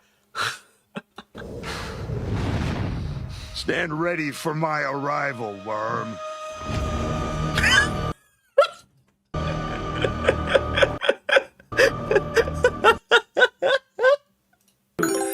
I recommend watching Nicholas DeOrio's latest video. They continue to get worse, with Patreon dropping below $290. So stepping back to look at the big picture, we've gone from 650 Wait, she's talking about 2019. She's saying that we used to make $600. Like, I missed the good old days. She's talking about how much money her channel commanded fucking 6 years ago. I can't. This is insane. $670 a month, down to $290 a month, less than half of what we once made. Maybe you weren't as fucking funny or informed as you were 6 years ago. To see your income shrink month by month, sometimes in small nuggets, sometimes in huge chunks, is fucking terrifying. Have you tried making more money? Have you tried making more content? Have you tried getting a job? Have you tried not e-begging online? Have you tried... It feels like I'm standing on a ledge which is slowly crumbling beneath my feet. That's scripted. It's fucking scripted. It's so much better because it's scripted. It's one of the... It's like a poem. Those things that forces me to lay awake in bed at night, staring blankly at the ceiling, just dreading any and all future... Hold on, wait. Because you know what? Can you kind of hear the speech pattern too? Wait, we were doing the other one before. I got the Neo speech pattern meme here. Let's get the new one in here. Hold on. You can hear it too, right? Before I do this, you know what's coming, right? Notifications on Patreon. Now, I just want to be clear, I am not upset at any of the people who drew their pledge. It's Carl! The number one reason for doing so was changing financial situations. This was explained in They're just being nice, they don't like you. Exit surveys in 2024, as seen via the screenshots I took at the time, and remains true to this day. But this is something I need to draw attention to, as I just can't live like this. Billy, I need the money, Billy, you gotta give me some of the hot sauce money. Can't live on a nice... I need some of that Ricky's. So much harder. Big content Holy strategy fuck. problem sharing. This is the greatest e-begging video I think I have ever watched. We're in this section called The Current Situation right now. Oh, man. Edge.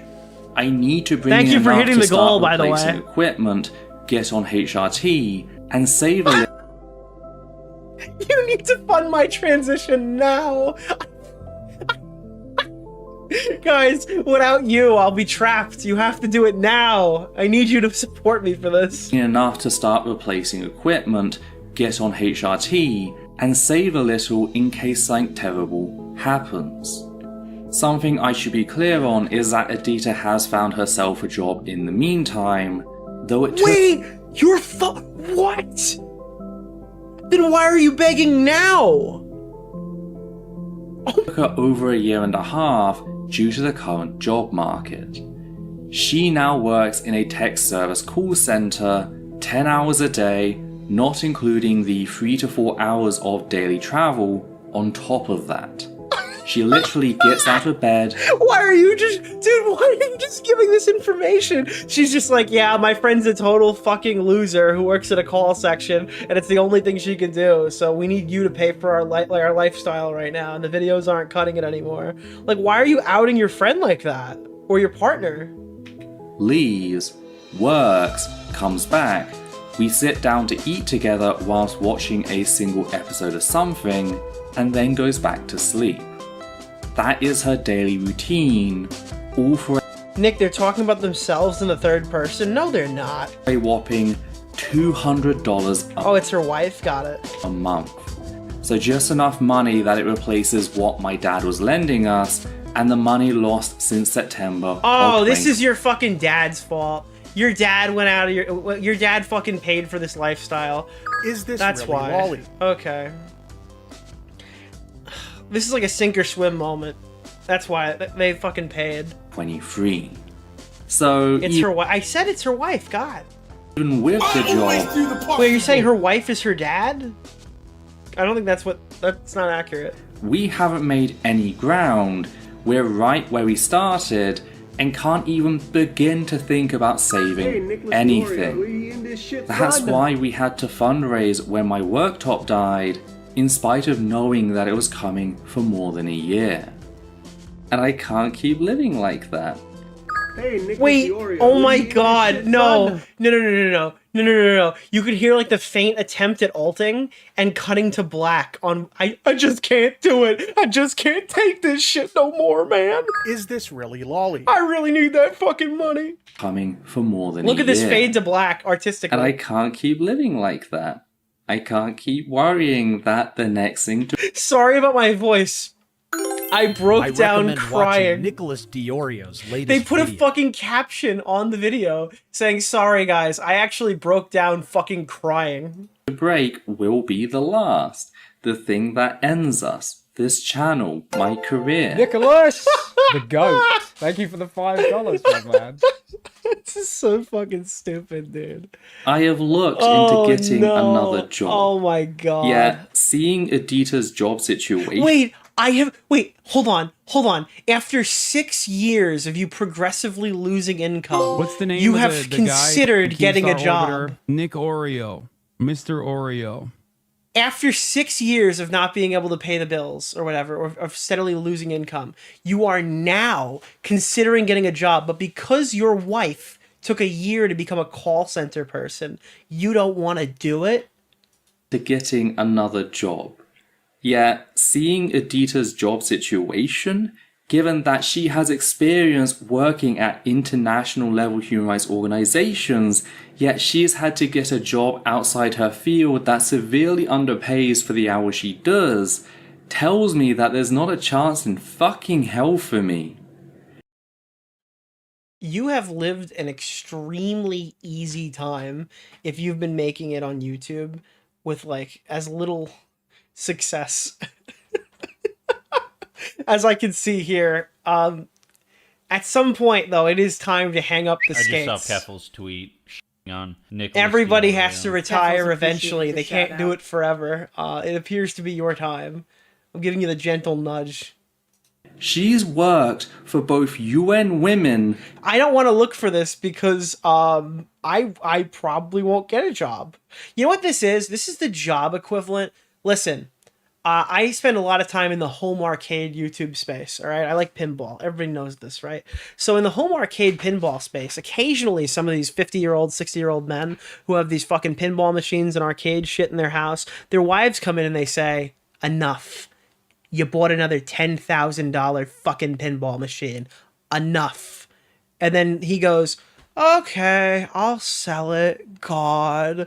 And then he goes on Facebook Marketplace and then schedules this to go up. And it's like, all right, Nicholas, the goat. I guess Thank you I'll for the $5, I guess man. I'll sell this pinball machine for $25,000 because that's what they're worth.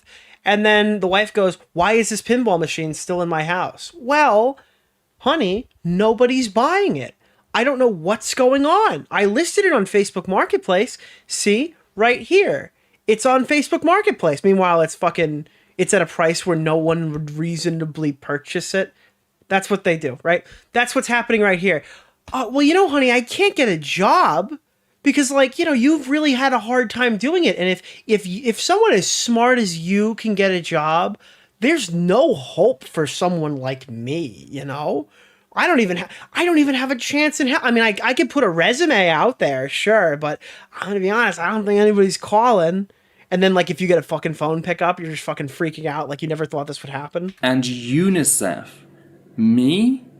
I'm a disabled YouTuber. Oh no. Oh no, dude. Oh no. Oh god. Oh no. I recommend watching Nicholas Why did my DeOrio's chat latest guess video. and it was correct? My chat guess was a half an hour ago that the reason why they don't have a job is because they're disabled. That's so fucking funny. Every bread tuber is like, I am disabled. Every single one of them.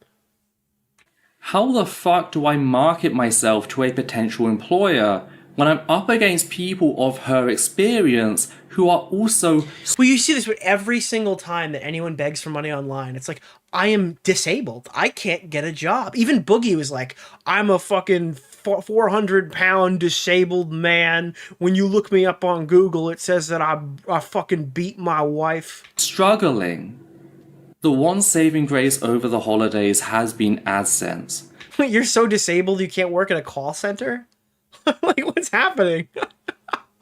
Yeah, no manual labor for you. We've had a couple of good videos, particularly the Rowling versus John Oliver one, money that immediately went into paying taxes. That means you overspent, you asshole. I don't know how taxes work in India, but if it had to go to taxes immediately, that means you spent money you didn't have. That's not your money. Renewing our medical insurance. And by the way, yeah, taxes. Guys, drink another one. Another drink, taxes came up. And AC maintenance. And whilst I hope that keeps up for now, many of you likely already know that AdSense is incredibly fickle. AdSense is awesome, by the way. I don't know if you guys know about this shit. AdSense is fucking cracked, okay? You guys are fucking... You have no idea.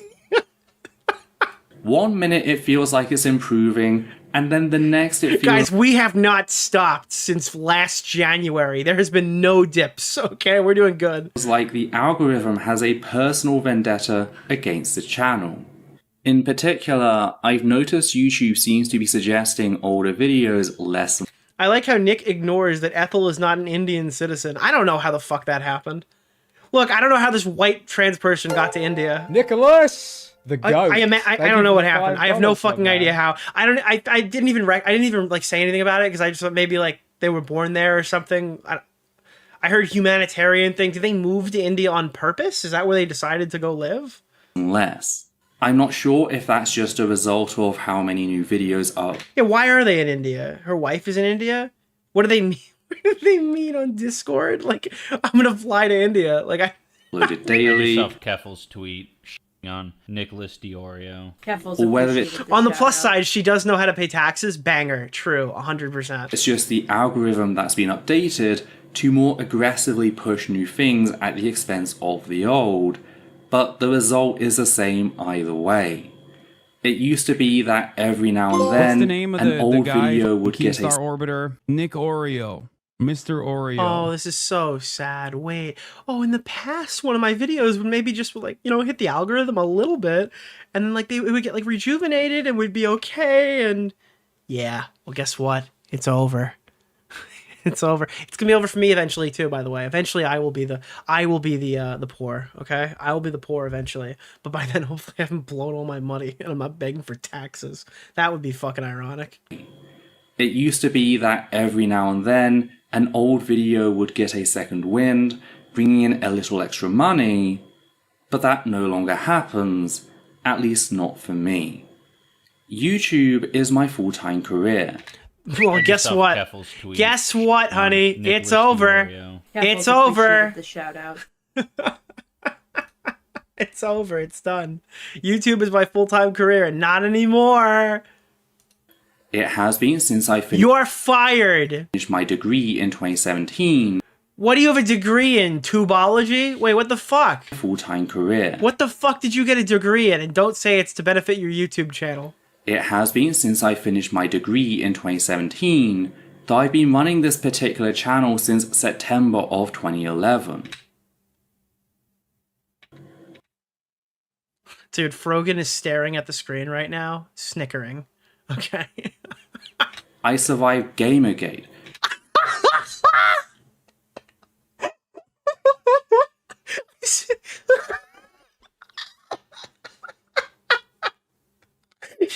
You what? I survived. Holy fuck, we're hitting shots that we didn't even know were coming. Oh my god, dude, I survived Gamergate in 2025. Oh no. Channel since September of 2011. Oh god, no. I survived Gamergate. Put that on a shirt. Yeah, I survived Gamergate. Can we sell this merch? Particular channel since September of 2011. I survived Gamergate, the secular community transmedia outbreak of 2019. What the fuck is the secular community transmedia outbreak? Oh my god, it's a disease. Wait, what the fuck is that? Never happened. I don't think that happened. What is the secular community? What the fuck is happening? And the adpocalypse. I survived Gamergate. I survived so much shit, yet I am terrified. But you didn't fucking survive obscurity, bitch. That both the channel and myself are quickly circling the drain without any way back. Wait, I like how there was an actual pandemic in 2019 and she's talking about the trans outbreak. Of the transphobia outbreak of 2019. That's the worst thing to happen in 2019. It's the worst outbreak they had that year was the outbreak of transphobia. I survived. Are quickly circling the drain. The PNGs, yeah, these fucking faces that are being made during this is amazing. This is like a parody. Someone made this for me, okay? This is AI generated. This isn't real. Without any way back. Which is a big fucking Wait, that's what she calls COVID? Is COVID transmisia? Since there's still so much we have to do. Guys, thank you for hitting the goal again. All right, I appreciate it, but we have to pay Ethel's rent, okay? I love this. Goal reached, left the PayPal in here anyway. That's so funny. That's so fucking funny. The trans community is on fire, both in the UK and the US. Fireball. Da-da-da-da-da-da. We need the public to be equipped to fight now more than ever. I'm sorry, are you fucking... Wait, we need to equip you in there? I think the rest of the trans people have been doing just fine without watching your videos. That's the problem, is it? They're not watching enough of your videos. So why do we need to arm you to make more of them? Other people have replaced you. It's the great trans content creator replacement. We've moved you out. The next one has come in. Well, that means we need people who can spend their work hours researching, processing, and distributing information to those of us with less time. I think our... How does giving this person money help? It will fund their operation, allow them to continue making these amazing videos to 2,000 people. Our research here is important. We break down studies. We watch and report... Wait, chat, you were asking what she's going to bring to the table? She's fucking stating her case right now. This is a resume. This is a donation resume. Research here is important. No, it's not. We break down studies. So does everyone else. We watch and report on key threats that... You make reaction content? Cool. Community. What community? We debunk common anti-trans myths, and we explain how the gender-critical movement, formerly known as the TERF movement, operates. Okay, but like there are so many anti-TERF videos that I could just go watch somebody else who's not this slow. We produce an average of 3 to 4 videos a month. You gotta get that number way up, girl. There's no way. It's not happening. All fully referenced. I need Papa Gut to watch this tomorrow. In order to give you, the viewer, the ability to check all things yourself and expand your knowledge. Expand your mind. This is, dude, it's so fucking funny. This is so fucking funny. Knowledge. We also refuse to sanitize topics for corporate greed or the sensitivities of violent... Maybe you should sanitize it a little bit so you can sanitize your monetization to green and you don't have to beg like a loser on video. Bigots who will never support us. When we uncover abuse... Yeah, I have a feeling that it's not just bigots that dislike your content because it's extremely mundane. We label it for what it is without hesitation. You're so fucking brave to use your fucking gender identity like that. We do so because we are survivors ourselves. We know what it's like to have the violence you suffered trivialized as a means of being denied justice. This has led some to label us alarmist or hyperbolic, like when we first called out the anti-Semitism and broader fascism, not to mention the sexualization. Yeah, this is the intellectual approach to saying I'm a broke loser, please pay me now. Of minors. Wait, what? Semitism and broader fascism, not to mention the sexualization of minors, inherent to the gender-critical movement. What? Though, I have to say... Wait, what? Okay, I don't want to start fucking debating this shit.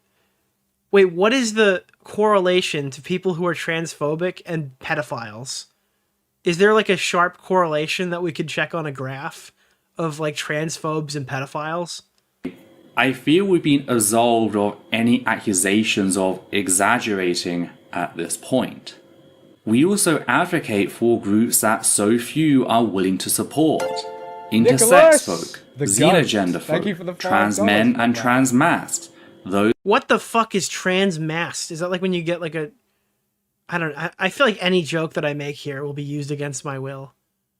First thing I thought was mastectomy. I don't know if that's related. With cluster B disorders. What the fuck is cluster B? Is it oral B disorder? Fucking brush your teeth.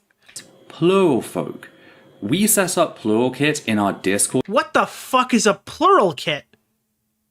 Server, and we've had several plural folk tell us that they're... This sounds like a mob in Minecraft. In our Discord server, and we've had several plural folk tell us that they're surprised to see it there because most server owners refuse to set it up. Our I don't know what it is. It sounds like a drug. Discord community is also the only place we know of. Multiple systems? What are they, fucking C++? What's happening? That truly has zero tolerance for ableism, even the... These are not words. That doesn't exist. They're making shit up. This is a joke. That true... Right? Like, it's a fucking, like, they're just making shit up now, right? I've never heard this terminology. Truly has zero tolerance for... Happy Pride Month, guys. We're learning. Ableism, even the socially acceptable kinds. Well, that's retarded. For some people... Our spaces are one of maybe 2 or 3 public spaces where they feel accepted. Maybe they should spend more money then, if that's what they think. I hope you can see the worth in that. I don't. Even if I struggle with doing so at times. Loser PNG tubers are a dime a dozen. Times. Ones who don't have any editing and then just fucking flash their stupid fucking... PNGs on the screen to make different facial expressions while it's not showing anything in the background, or a dime a dozen. I often feel like an imposter. Someone who walks into things and doesn't deserve any of the support I do receive. Wait, self-aware? Self-aware, self-aware, self-aware, self-aware, self-aware, self-aware, self-aware, self-aware, self-aware, a little self-aware, self-aware. That's pretty self-aware. I'd say it's self-aware. That's pretty self-aware. I think that's kind of self-aware. I regularly have to stop and remind myself of some of the good we've done. Delusional, fucking crazy, delusional, out of their mind, delusional. Affirming myself throughout the day. Half a dozen people. Pause for dramatic effect. That's how many have told me at one point or another that my work is among the reasons they... Oh my god. I've saved 6 people from killing themselves by making my YouTube videos. You've gotta fucking fund this operation. There would be 6 dead people out in the world right now if it wasn't for my content. I can't. This is so fucking funny. This is ridiculous. This is so... How has nobody covered this yet? This is the greatest thing I've ever watched. Wow. This is so fucking manipulative. The day. Half a dozen people. That's how many have told me at one point or another that my work is among the reasons they are still walking on this earth. Half a dozen people who would be dead, walking around, living their lives thanks to us. Nicholas! About a dozen more have told me that my strength in the face of violence and bigotry has in turn given them the strength to finish their degree, leave a toxic workplace, or escape an Wait, maybe they should go back to work. Maybe you're not giving them the good advice. abusive household. I can't even begin to estimate how many have told me that my work here gave... Guys, my Billy Mitchell videos have made people not kill themselves. You absolute legends. And the tools to go out and convince family members or work colleagues that trans people are not... Please, if I have stopped you from harming yourself in any way, shape, or form over the years, type 1 in the chat right now. Monsters they've been led to believe we are. That last bit, by the way... Oh my god, I have fucking saved 200 people. Look at the chat right now. Holy shit, dude, it's glitching out on the screen. I've saved so many lives. This YouTube channel has literally the only reason every one of these people are alive right now. Look at all those ones. Look at all those fucking ones, chat. I got slow mode on. Slow mode is on. I have saved more lives, okay, than Boblax has ever had in his fucking stream chat. I have saved 3 Boblax stream chats worth of lives in the last 20 minutes. That is why we do what we do. That's why I do what I do, folks. Objective here on the channel. That is why I get out of bed in the morning. I know I'm not the most charismatic. I have don't spoken! Pass, I'm unabashedly autistic. I just don't appeal to many cis people, particularly small-time bigots. Are you telling me right now the majority of YouTube viewers are small-time bigots? Because, I don't know, I feel like other... Why does H-Bomber Guy have so many views? I know that I'm not going to have some grand sweeping effects on the perceptions of trans people by general society. Nicholas! I am just a random trans YouTuber to most people. But what I can do is equip those of you watching with the tools to be advocates. Because the arguments we present here, taken and presented by you, whether you're another trans person or a cis ally, will have a much greater impact in changing the minds of fence sitters and even these small-time bigots. You know what this is? I hate to say it. This is actually like the Destiny defense.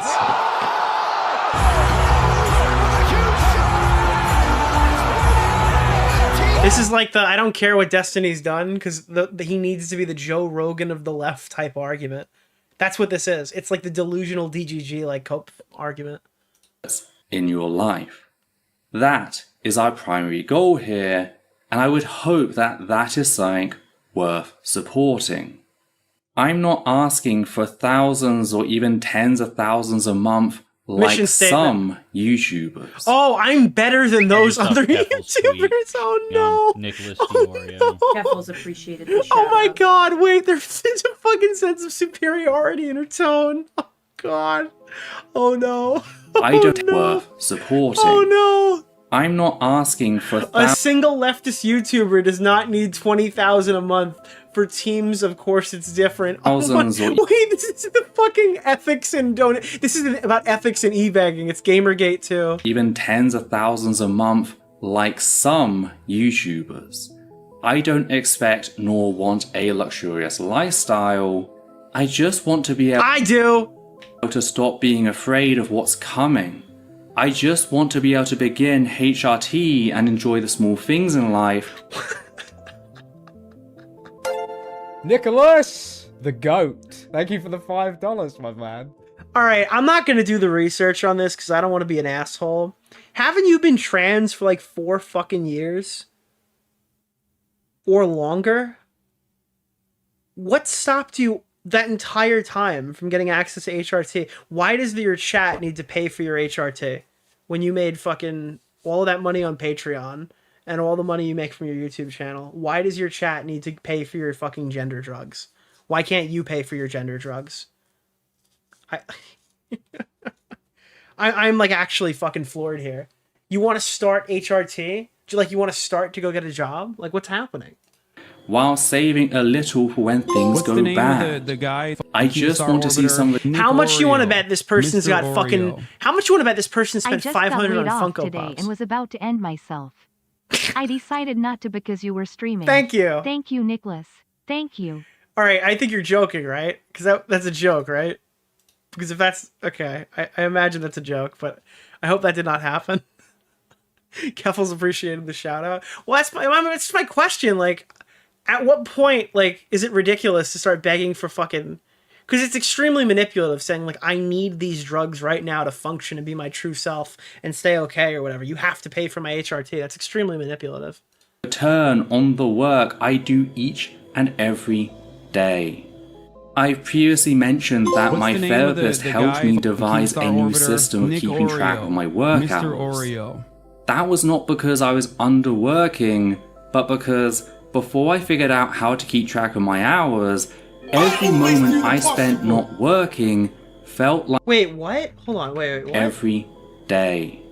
I've previously mentioned that my therapist helped me devise a new system of keeping track of my work hours. Why do you need to keep track of your work hours? You pay you. That was not because I was underworking, but because before I figured out how to keep track of my hours, every moment I spent not working felt like time stolen from the community. What? Every sentence is another gem. I wish this video would never end. That I hadn't done my due out. Did she say therapist or the rapist? Dude, it was. Is it therapist or is it? Who is Monkey King?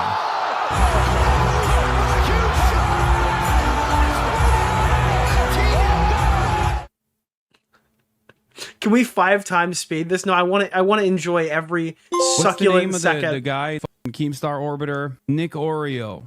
How Mr. can you track Oreo. your own time? You got to set like a stopwatch or something, you know?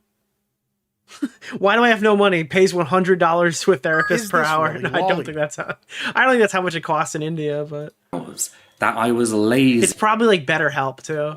And had abandoned my community in its time of need. It felt like betrayal. This wasn't Just like the helped way you by the whole abandoned me myth of financially. meritocracy that was instilled in me as a child, as with many people, leading me to perceive my lack of stability as proof.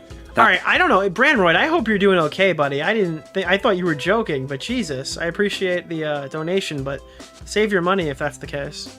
I wasn't doing enough. Suffice to say, I was expecting him to say it was a joke by now. Jesus. I keep track of my hours in order to make sure I don't burn myself out. I have given my mind and body to the cause.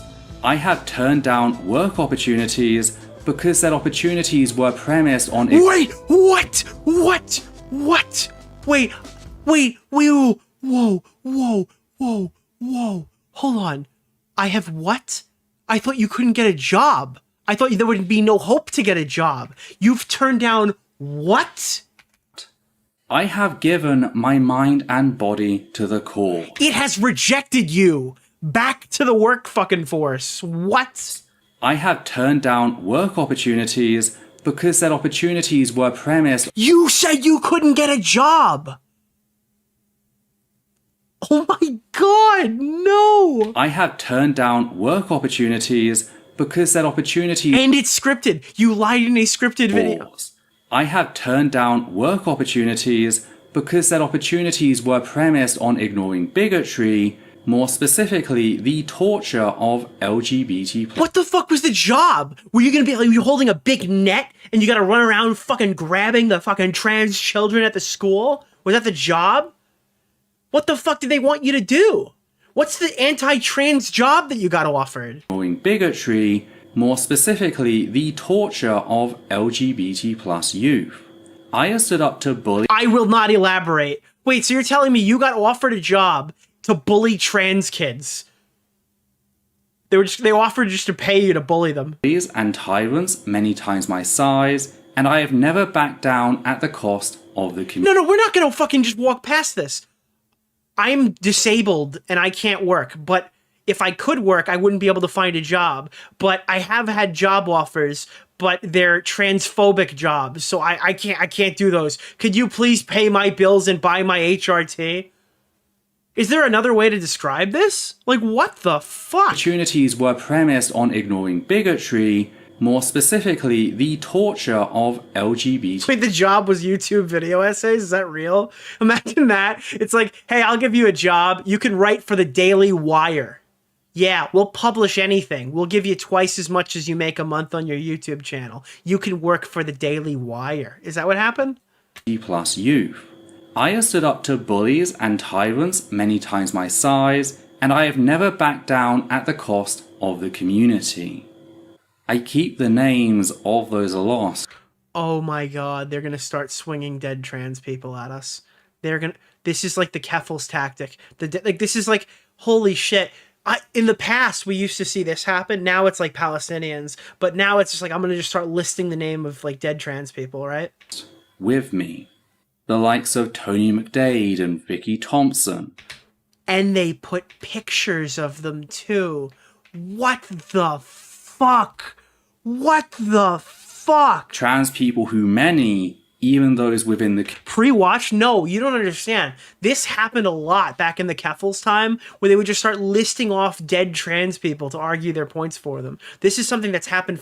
This is why I'm like so like passionate when they do this with the fucking Palestinian shit, because people do this all the time. They just wield suicide fucking people with a sword, and they swing them at you. It's weird. Community consider imperfect victims that are thus I don't want to get a job. Here's 2 dead trans people. This could be me if you don't buy my HRT. That's what this is. undeserving of justice or even acknowledgement explicitly because... And it has to be what they mean, because it rhymed.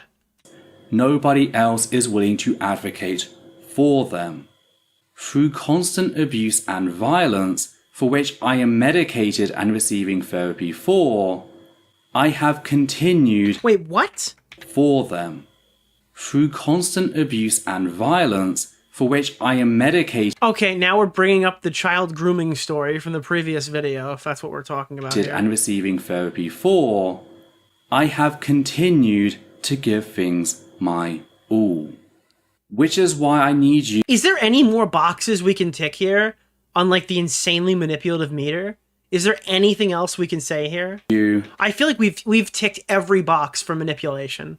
Especially if you're cis. Short of just like threatening to kill yourself live on camera, we've basically hit every box here. Ally. Again, I know trans people in the UK... Wait, Tony McDade got shot because he killed a man and got charged by a cop? Who the fuck is Tony McDade? I don't know if that's accurate, by the way. I could totally get psyoped by chat right now. It's a 38-year-old transgender man from 2020. I don't know what the fuck this is. I was thinking it was the person who in the picture that I always see drawn as a soy jack, but I don't think that's the person. Because they didn't look like that. I don't know what happened here. Alright, I'm going to strike that from the record, because I just read that from chat. I don't know if it's accurate. And the US are... Believe me, I am not the guy to litigate this. ...suffering right now, but I also know that many of you are cis people, or are trans people in countries where things aren't quite as bad, some of whom... Yeah, I don't necessarily believe that until I see some actual concrete shit. ...have wondered what they can do. You got Google? I'm going to stop the stream right now to research the death of a trans guy. Really? Really? Guys, stop the stream. We got to research the death of a trans killing from 2020. Okay, let's take a look at this. The Rolling Stone. Advocates have called... Oh, allow ads. Sorry, we can't go to the Rolling Stone. ABC News. LGBTQ advocates are calling for a full investigation and accountability into the shooting death of a black trans man by a police officer in Tallahassee, Florida last week. The Tallahassee Police Department said an officer was responding to a deadly stabbing incident on May 27th when they came across Tony McDade, who matched the description of the stabbing suspect. In the area, McDade allegedly pointed a gun at the officer, and the officer fatally shot him. Tallahassee police officer Lawrence Revel said that a press briefing was showing following the shooting. The death of Tony McDade, 38, was the third fatal officer-involved shooting in Florida in the last 2 months. His death 2 days after George Floyd's while in police custody has sparked an outcry from advocacy groups. Justice cannot be served without accountability, Nisha June, the deputy field director of American Civil Liberties Florida Union, said during a press briefing Monday, calling for an independent investigation into his death. The Tallahassee Police Department must be held accountable for Tony McDade's family and the community. They are sworn to protect and serve. Equally, Florida Executive Director Nadine Smith told ABC News there's a pattern of police restraint against white suspects and zero when it's a person that you're dealing with is black.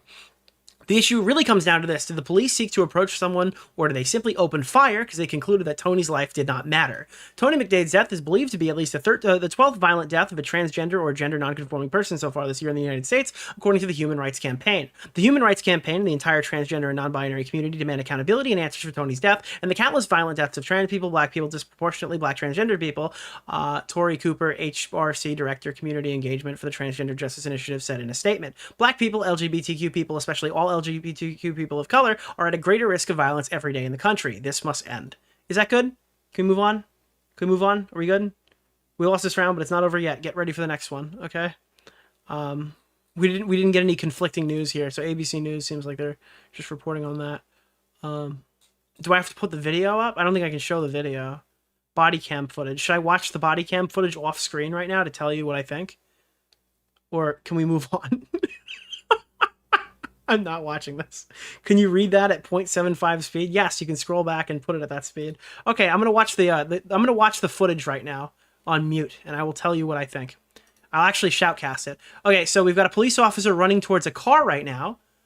An enhancement shows that McDade with a gun at the scene. I think it's a person standing behind a car with his arm up, but it's really blurry. I can't really see a lot of stuff right here. Apparently, he previously pleaded for mental health treatment from Leon's circuit judge, threatened to harm himself and others just prior, the day before. Okay. But I'm not seeing any more of the video. This is just kind of like context. The video is 2 seconds. Oh, okay. Here it is. Police say McDade fatally stabbed somebody the next day. Wait, what? Wait, he killed somebody? So wait, the person was suicidal and then fatally killed somebody the next day. All right. After being called to the scene, the stabbing, police then searched him. All right. So Tony's mother tried to warn the officer about her son's plan. So they came over. Okay, so I'm seeing that happening right now, but it was too late. An officer on the other side of the street opened a gun. So is this like a suicide by cop? Is that what's happening here? And then like it actually worked? The body cam of the officer who shot was not activated at the time of the shooting. That's fucking suspicious. You could just turn that off? So we don't have an angle of that. I don't know. Corn? I don't know. What is this? Somebody in the chat asked me to do some research on this person's shooting. It's inconclusive, neither here nor there. To help? Well, here's one material way that you can do just that by supporting trans voices like ours. Oh my god, that's so fucking crazy. Here, you could be better than us. You could be better than before, right? You can support our trans voices, all right? We need to get back up to $500 on Patreon. This would give us the funds. Dude, no way. No fucking way. You could even, you have an opportunity, a golden ticket to support our community, all right? You know, all those dead trans people? Well, guess what? You could give me $500 on Patreon, and I could save future lives, you know? To get back up to $500 on Patreon. Holy shit. This would give us the funds to replace equipment, begin my HRT, save a little, as well as have some small luxuries like food. Oh my god, are you fucking... Wait, oh my god, you can buy me luxuries. During my downtime. Just the little things that give life meaning, allowing me to... Oh my god, this is so ridiculous. Holy shit. Live rather than merely survive. That's just over $200, which might sound like a lot, but if 50 people put down $5 a month, that would resolve our financial worries overnight. I hate that they give these people money. All these fucking bread tube beggars. I cannot believe they give them money. $5. What can you buy these days for $5? A Twitch subscription to Invader V. The animals are leaving. Do you really need anyone else? And yet, that $5 can be a life-changing thing if enough... We gotta fund these operations here, okay? This is the info war. I need your $5 right now. People give it. No amount is too small. We've got fucking penis supplements. When it comes to crowdfunding, every $1, $2, or $3 helps towards that. Thank you, Nicholas, the goat. Thank you for the $5, my man. Goal. It is doable. I know. We've done it before. We just need to build back to that. I love this part specifically. It's like, we've done this before. I know we could do it, guys. I know that we could do it. Point. It should also be mentioned that those who donate $10 or more will get their username in the credits of every... Oh shit, guys. We have a real... Oh boy, we have a real fucking treat here for you. Every video whilst they're a patron, and those who give $20 or more will have their name read. Nicholas! The goat. Thank you for the $5, my man. Out loud. Thank you for the $5. By myself personally. So that's a great way for you to make your permanent mark on the channel's legacy. The channel's, there's no legacy. Get a job, you fucking asshole. A way for you to say that you... Why are you guys following me on Twitch right now? Why is that showing up?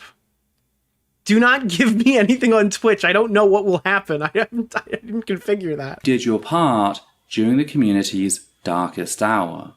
Outside of this Nicholas! video... Thank you. The goat. Thank you for the $5. I'm going to start pushing Patreon more, both in... I don't know. Can you push it harder than this?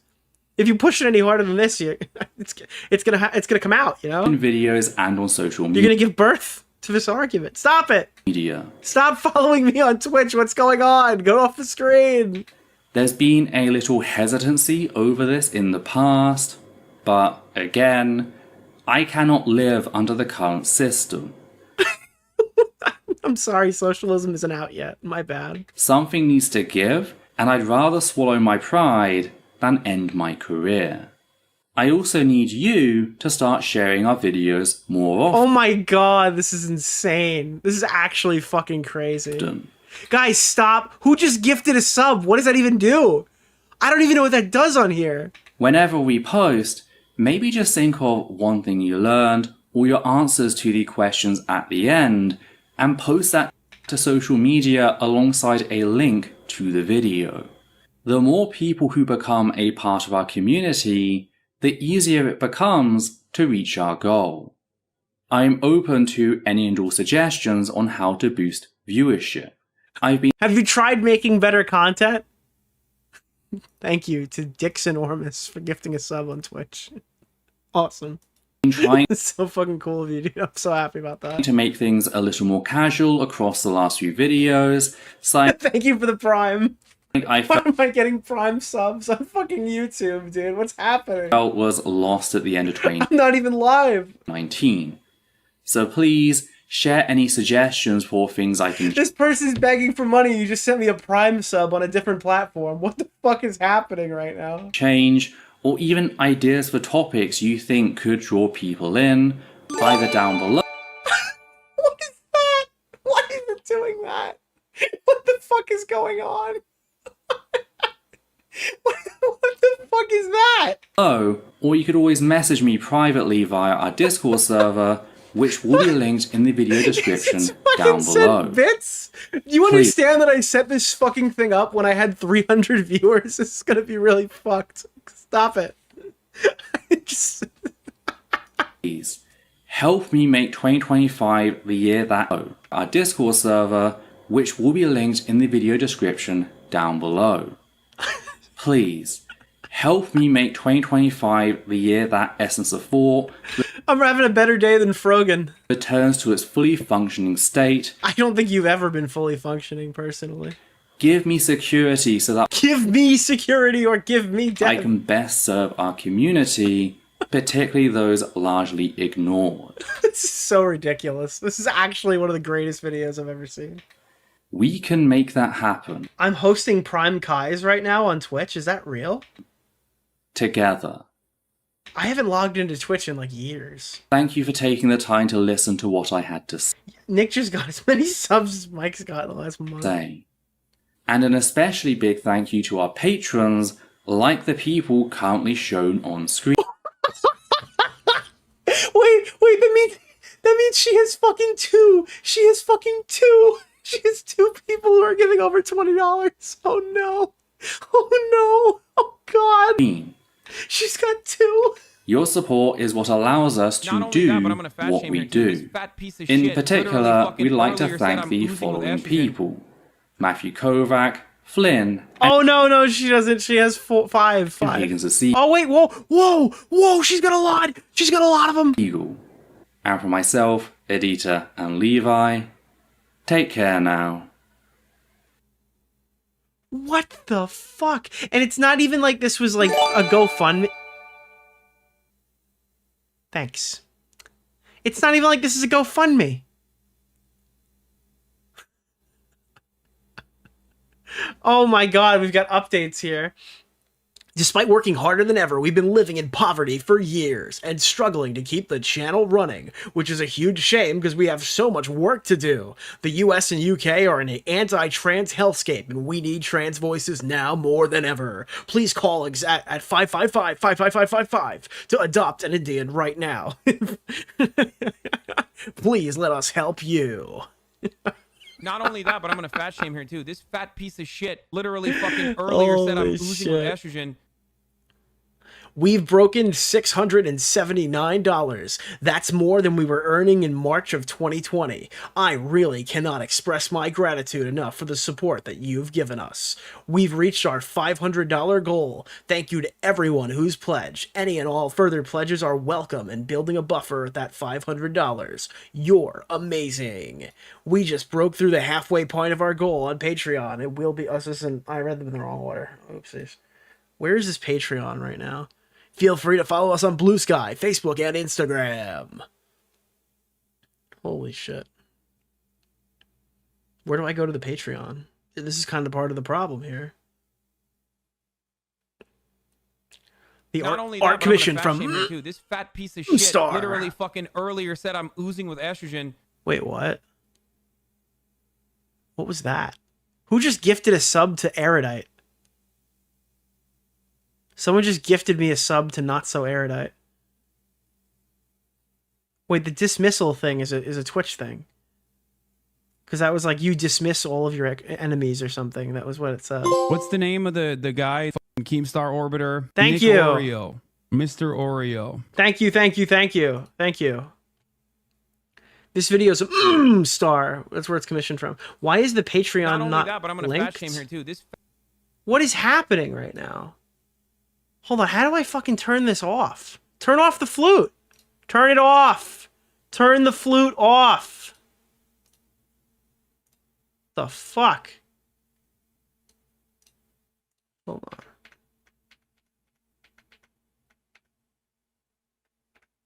How do I fucking dismiss this? Not only that, but I'm gonna fat shame here too. This fat This piece just of keeps shit going. literally fucking earlier said I'm oozing with estrogen. Essence of Thought with Ethel Thurston. Thurston for what? Am I right? What the fuck? $743 per month? Are you kidding me right now? Why? They literally gained like fucking $500 per month or something. For what the fuck? This is crazy.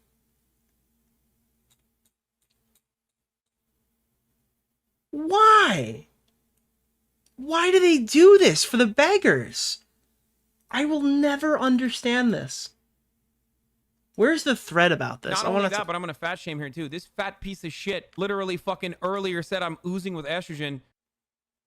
I feel like I censored that on this one, right? Does it say shit when it plays on this stream? I feel like I don't let it do that on this stream. Where is this? EOT. Not only that, but I'm gonna fat shame here too. This fat piece of shit literally fucking earlier said I'm oozing with estrogen. That's such a good one too. YouTube drama. Not only that, but I'm gonna fat shame here too. This fat piece of shit literally fucking earlier said I'm oozing with estrogen.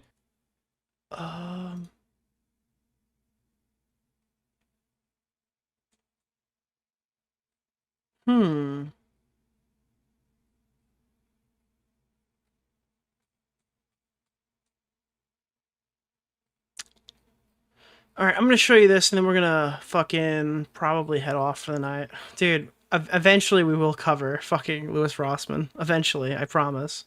Eventually it'll happen. Here, goal reached for Essence of Thoughts video about their financial situation. This is so fucking embarrassing, dude. This is so fucking embarrassing. Alright, I am gonna fucking kill the sound effects for a second.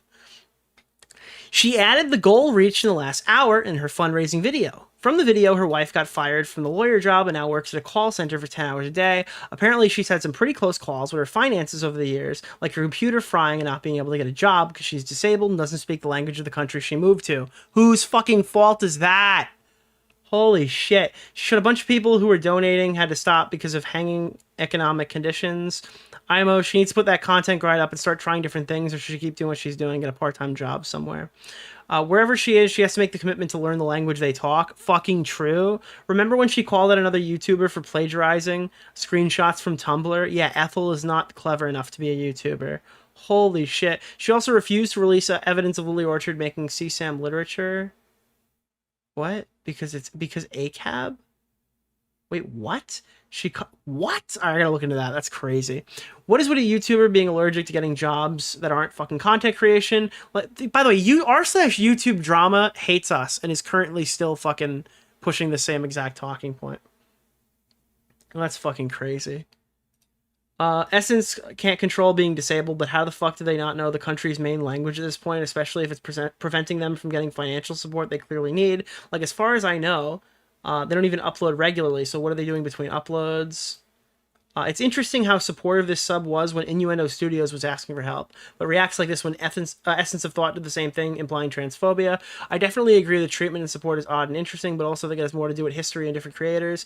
I don't really know much about Essence of Thought, but I've seen a couple of videos and I thought they were alright a few years ago, but I don't keep up with her, so I don't know about her history. I find it different notable because very few people are being critical, at least at the time of this comment, or either being incredibly vitriolic and making criticisms that could apply to IS as well, or really any YouTuber with financial difficulties. There's also criticisms that appear to be baseless, such as her not knowing the local language, when there doesn't seem to be any indication that she isn't trying to learn it, other that she isn't fluent yet, as well as telling someone who, according to the post, disabled just to get a job. Bed blob, bed blob, bed blob, you're a bed blob, you're a bed blob. What subreddits do you fucking engage in? How much Reddit karma do you have? Oh, good, only 119,000. Bed blob, bed blob, bed blob. Holy fuck. Jobs Mizia, yeah.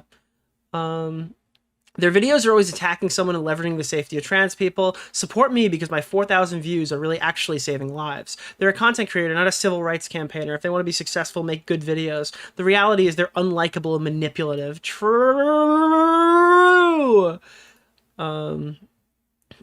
She tries to leverage her channel to be the main voice of trans people with less than 50k subs. Lol. Didn't she try to extort somebody? She also said they would wait. She also told someone to do a favor, to do the world a favor and leave. I guess like a KYS thing. I don't know. Shouldn't be a YouTuber. True. What is it like YouTubers being allergic to get jobs? Have you seen the job market? Fucking terrible. Even people are. Oh God, fuck you. Probably because some people find content creation to be an easier job. I mean, it's hardly a job if it doesn't financially support you. Some dickheads just might joke about binmen and stuff, but at least they get paid enough to afford their bills. Yes, dude. Still depends on the situation. You might be able to blow up online and use that momentum to quit your day job. Yeah, but for the most part, people aren't ready to do that. They do it anyway because they don't even understand taxes and shit. Or they think they've made just enough so they can be fucking begging for money every week to just survive. I'm no fan of Ethel, but she's a disabled trans woman living in India, apparently by choice. I'd imagine even if she did make an effort to learn the language that people speak in her local area, employment would be rather difficult. I don't necessarily think she could be a content creator, just based on how she used her platform.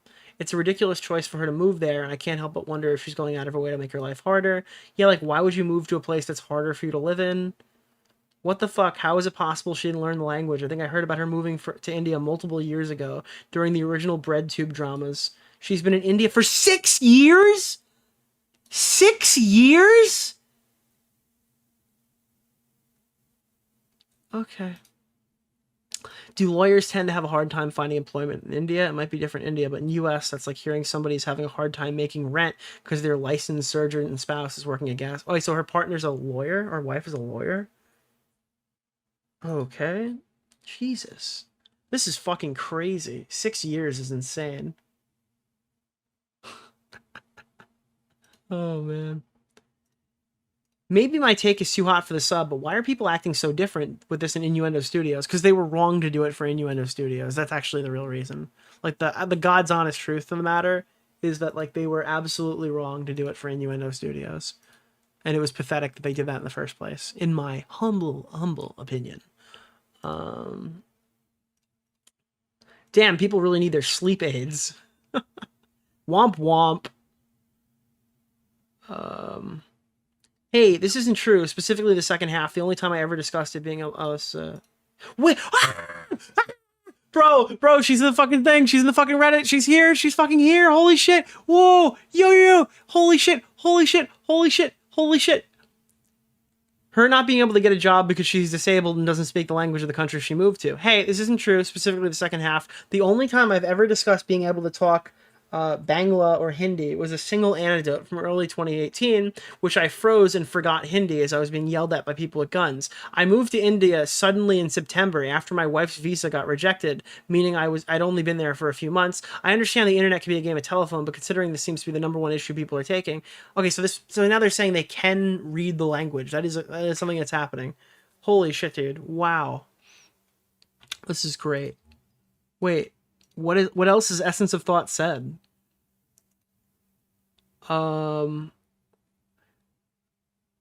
Where the fuck is this?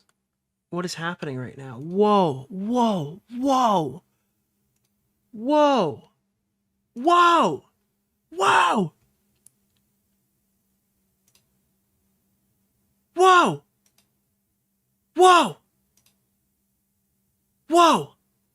Okay, here.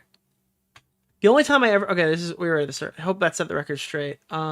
This is what's being taken as proof. I refuse to learn the language. I forgot. Okay.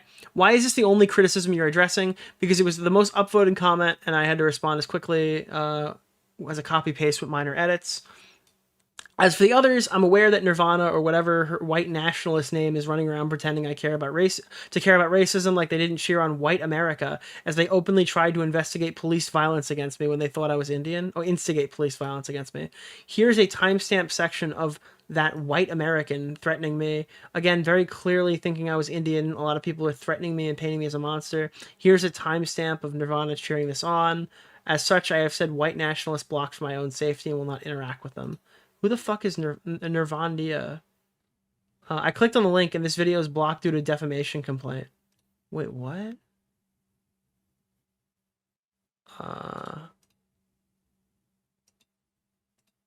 In one instance, an Oates supporter by the name of Adeline Jane published a video in 2019 detailing such a plan. I know this section is rather long, but it's important to show the mindset Rachel Oates' fanbase has. Essence of Thought, you are scum. And if you continue to use my country's freedom of speech to harass people, I will make sure your country comes after you. Because that's right, I know that your country doesn't have the same level of freedom of speech as mine. And I'm sick of people just going, oh, I have freedom of speech, and then saying whatever the fuck they want and then not taking accountability for their actions. So, because I know that you are from India, Peter, I would like to read you some selections. Dead name moment? Dead name? From your country's penal code. Penal. I believe it's part of. Section 153A criminalizes promoting enmity between different groups on grounds of religion, race, place of birth, residence, language, etc., and doing acts prejudicial to maintenance of harmony by words either spoken or written, or by signs, or by visual representations, or otherwise. Aha! Here I am. I'm reading something from your rulebook of things you're allowed to say. I've got you now. Here's a timestamp section of this person cheering it on. And this isn't a fringe position, by the way, with Navadia, one of Oates' close and personal friends, commenting in support of Jane's threats. This is something approved by Rachel Oates' inner circle. To support Rachel Oates is to support white supremacy on multiple counts. What? I don't think that's... Wait, what? I have no idea what the fuck this is or why white nationalists harassing you means you get to extort people for using the same screenshot as you, not providing any evidence of CSAM to the police, condensing your audience, okay, there's no answer to this one, or keep up your deranged vendetta against Rachel Oates. Yeah, like, what does that one person's thing have to do with Rachel?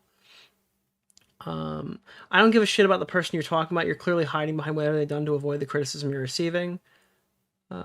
Except they're the primary source, turning up anytime I mention on the subreddit. What? You falsely accused Evangelina Scov of plagiarizing you because she was using the same Tumblr. Oh, immediate no answer. Crazy. Crazy.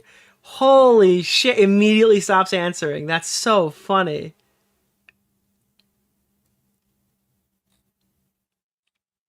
Oh my god.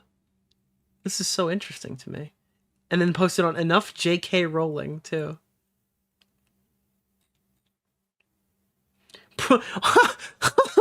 r/breadtube. Oh no. I have been thinking of starting it. It's been deleted. Oh no. I guess they didn't do it. Oh god. Oh, if you do it because you want to be seen, expect to have to work consistently for years with improving quality. It's not. Oh my god. Oh god, you want to hear it? Dude, holy shit. You want to hear the fucking the YouTube glitch? You ready? This is it, guys. This is the glitch. This is how you become a big YouTuber, big successful YouTuber. Oh god, this is the last thing we're gonna do. First things first, audio trumps video. People will listen to you even if you throw up a piece of art as long as your audio is decent. The same is not true in reverse. A basic mic with Audacity is all you need. Second, break things down. You don't need to come up with a grand unifying theory of everything that touches on all the points and exhausts all avenues. That'll make projects unwieldy. Drain yourself of energy between posting and drain you of energy between posting and generally will lead to burnout. It is better to pick one topic to discuss and do it well before following up with the next related topic that you also want to talk about. Third, accept that you will fail. This is natural. This is how we get better. I can rarely watch anything over a year old without seriously cringing at my own work. This is a normal experience. It's getting used to hearing your own voice recorded. That said, there will always be bigger fuck-ups, even when things you can't really control. Best thing is to do is stop, take a stock, and own up to your mistake and lay out how you'll improve. Last year, I had to take my best performing video out back and put a bullet through it because the only source I had lied about the person's gender, claiming that they were a cis woman sent to a male prison rather than a trans-mask individual. Yeah, it sucked, but my audience appreciated how quick we were to react as new information became available. Don't buy the one strike you're out claims. People are generally forgiving if they feel like an apology is genuine. Fourth, find your inspiration. Find videos you like, think about what made you feel strongly about them, and try to capture some of that. Also, never sell yourself short. If you ever wonder, why should I be doing this? Because you feel underqualified, may I suggest the ever wonderful Cordova's video. The Quartering's garbage channel can inspire you. The fact that you have a sense to question yourself puts you leagues ahead of anyone on the far right. Wishing you all the best in your journey. What the fuck is this? Do you sometimes feel like making something, but you're not really sure what you want to make? Maybe you have an idea, but you're not sure if it's a good one? Do you hold yourself back from sharing what you do, or even starting projects? By the way, I love how their example is someone who's e-begging for coffee sales right now. That's like the funniest part of this whole thing. It's like, you could be just like the Quartering. And the Quartering is like, please God, I need someone to buy my coffee. I'm gonna go under any day. In the first place. If you're anything like me, very often you sit down at your desk and you're like, hey, I kind of want to make something. And then you get stuck. There's this channel on YouTube called The Quartering. It has 600,000 subscribers. It's mostly anti-SJW clickbait, criticizing anything even slightly progressive happening in video games, movies, or the world. That's not a focus of my video, but there will be some lovely links in the description if you want a glimpse into all of that. Anyway, back to my point. The Quartering posts a lot. And when I say he posts a lot, I mean that sometimes this guy uploads 5 videos a day. As a content creator... So is this like you can just react to the Quartering? Well, if that's the case, then Boblax can inspire you, chat, to make your own content. I sneezed. Sorry, I had to mute. Okay. Yeah, you should take notes. 100%, dude. Coffee brand coffee, I guess, yeah. Will people like what I make? Will anyone care? The Quartering doesn't really discriminate between his thoughts. He just posts all of his takes on everything, no matter how irrational or intellectually empty they are. I kind of had the opposite way of functioning. Even once I finished, Like, it would be a crazy dunk to say this channel makes a bajillion dollars right now, because it does. The Quartering's channel makes a bajillion dollars, making why he's begging for money even funnier, or why he begged for money even funnier. But, like, at the same time, I mean, come on. Like, I don't know. It's just like, how many videos are you putting out, Quartering? You've quit. You quit. Well.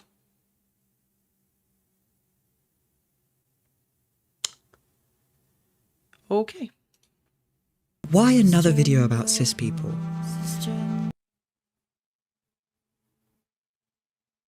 Is there any, like, question as to where this person went? 4 years later, I guess the feminists won. Oh no. Holy shit. Okay. So wait, so your example was to send someone to a video of someone who's quit the internet to get inspiration to make more content. That's fucking funny. That is actually so fucking funny. I can't believe that. If that doesn't summarize the problems of BreadTube, I don't fucking know what does. Holy shit. What the fuck? What is this? Corviday, can you just give your intro again? I'm sorry about that. Oh yeah, sure. My name is Corviday. I make YouTube videos about gender, leftist stuff, anti-capitalist propaganda, you know, that kind of thing. And I have a very salty Twitter presence, which has ticked off quite a lot of people, but you know. Okay, cool. And Xander Hall, could you just introduce yourself again, please? Wow, guys, My name is Xander Hall. Can you see this right now? Are these people still in Chud's chat? Canadian Populist Leftist has donated 2 subs on this day. Years old. I do leftist streaming content. I mean, I mostly focus on taking I wonder if Canadian Populist Leftist is still watching Chud streams. down reactionary arguments, like from fascists and whatnot. But I also do focus quite a bit on you know, like anti-capitalism, just basic left. Guys, in this picture, this guy is close to quitting. This person has quit. And this person is racist now. In a funny way. Just ideas, you know? Cool. Still total BreadTube domination. kind of new to being a leftist, but I'm getting there. Practice makes perfect. Okay, cool. So yeah, right, just to sort of introduce to anyone that doesn't know, obviously I think it would be fair to say that Xander Hall has become something of a controversial figure on the left, in you know, a number of different ways. There was a time that you're not going to believe this. Xander Hall was like an up and coming YouTuber where everyone was like, holy shit, here comes Xander. Now listen, not us, but like in that space, he was kind of a hot shot when he was first coming up. That was a thing that was happening over there. Like he was the guy over there who was coming through. Corviday, I think it's fair to say you've been quite vocal in your criticism of Xander Hall. So that the point of this conversation today is to talk about some of these issues openly where appropriate. You know, hopefully try and iron some of the issues out potentially. And what is yeah, the peak basically moment? My role here today. Guys, what is the most watched part of this video? Why is it flat? What's happening here?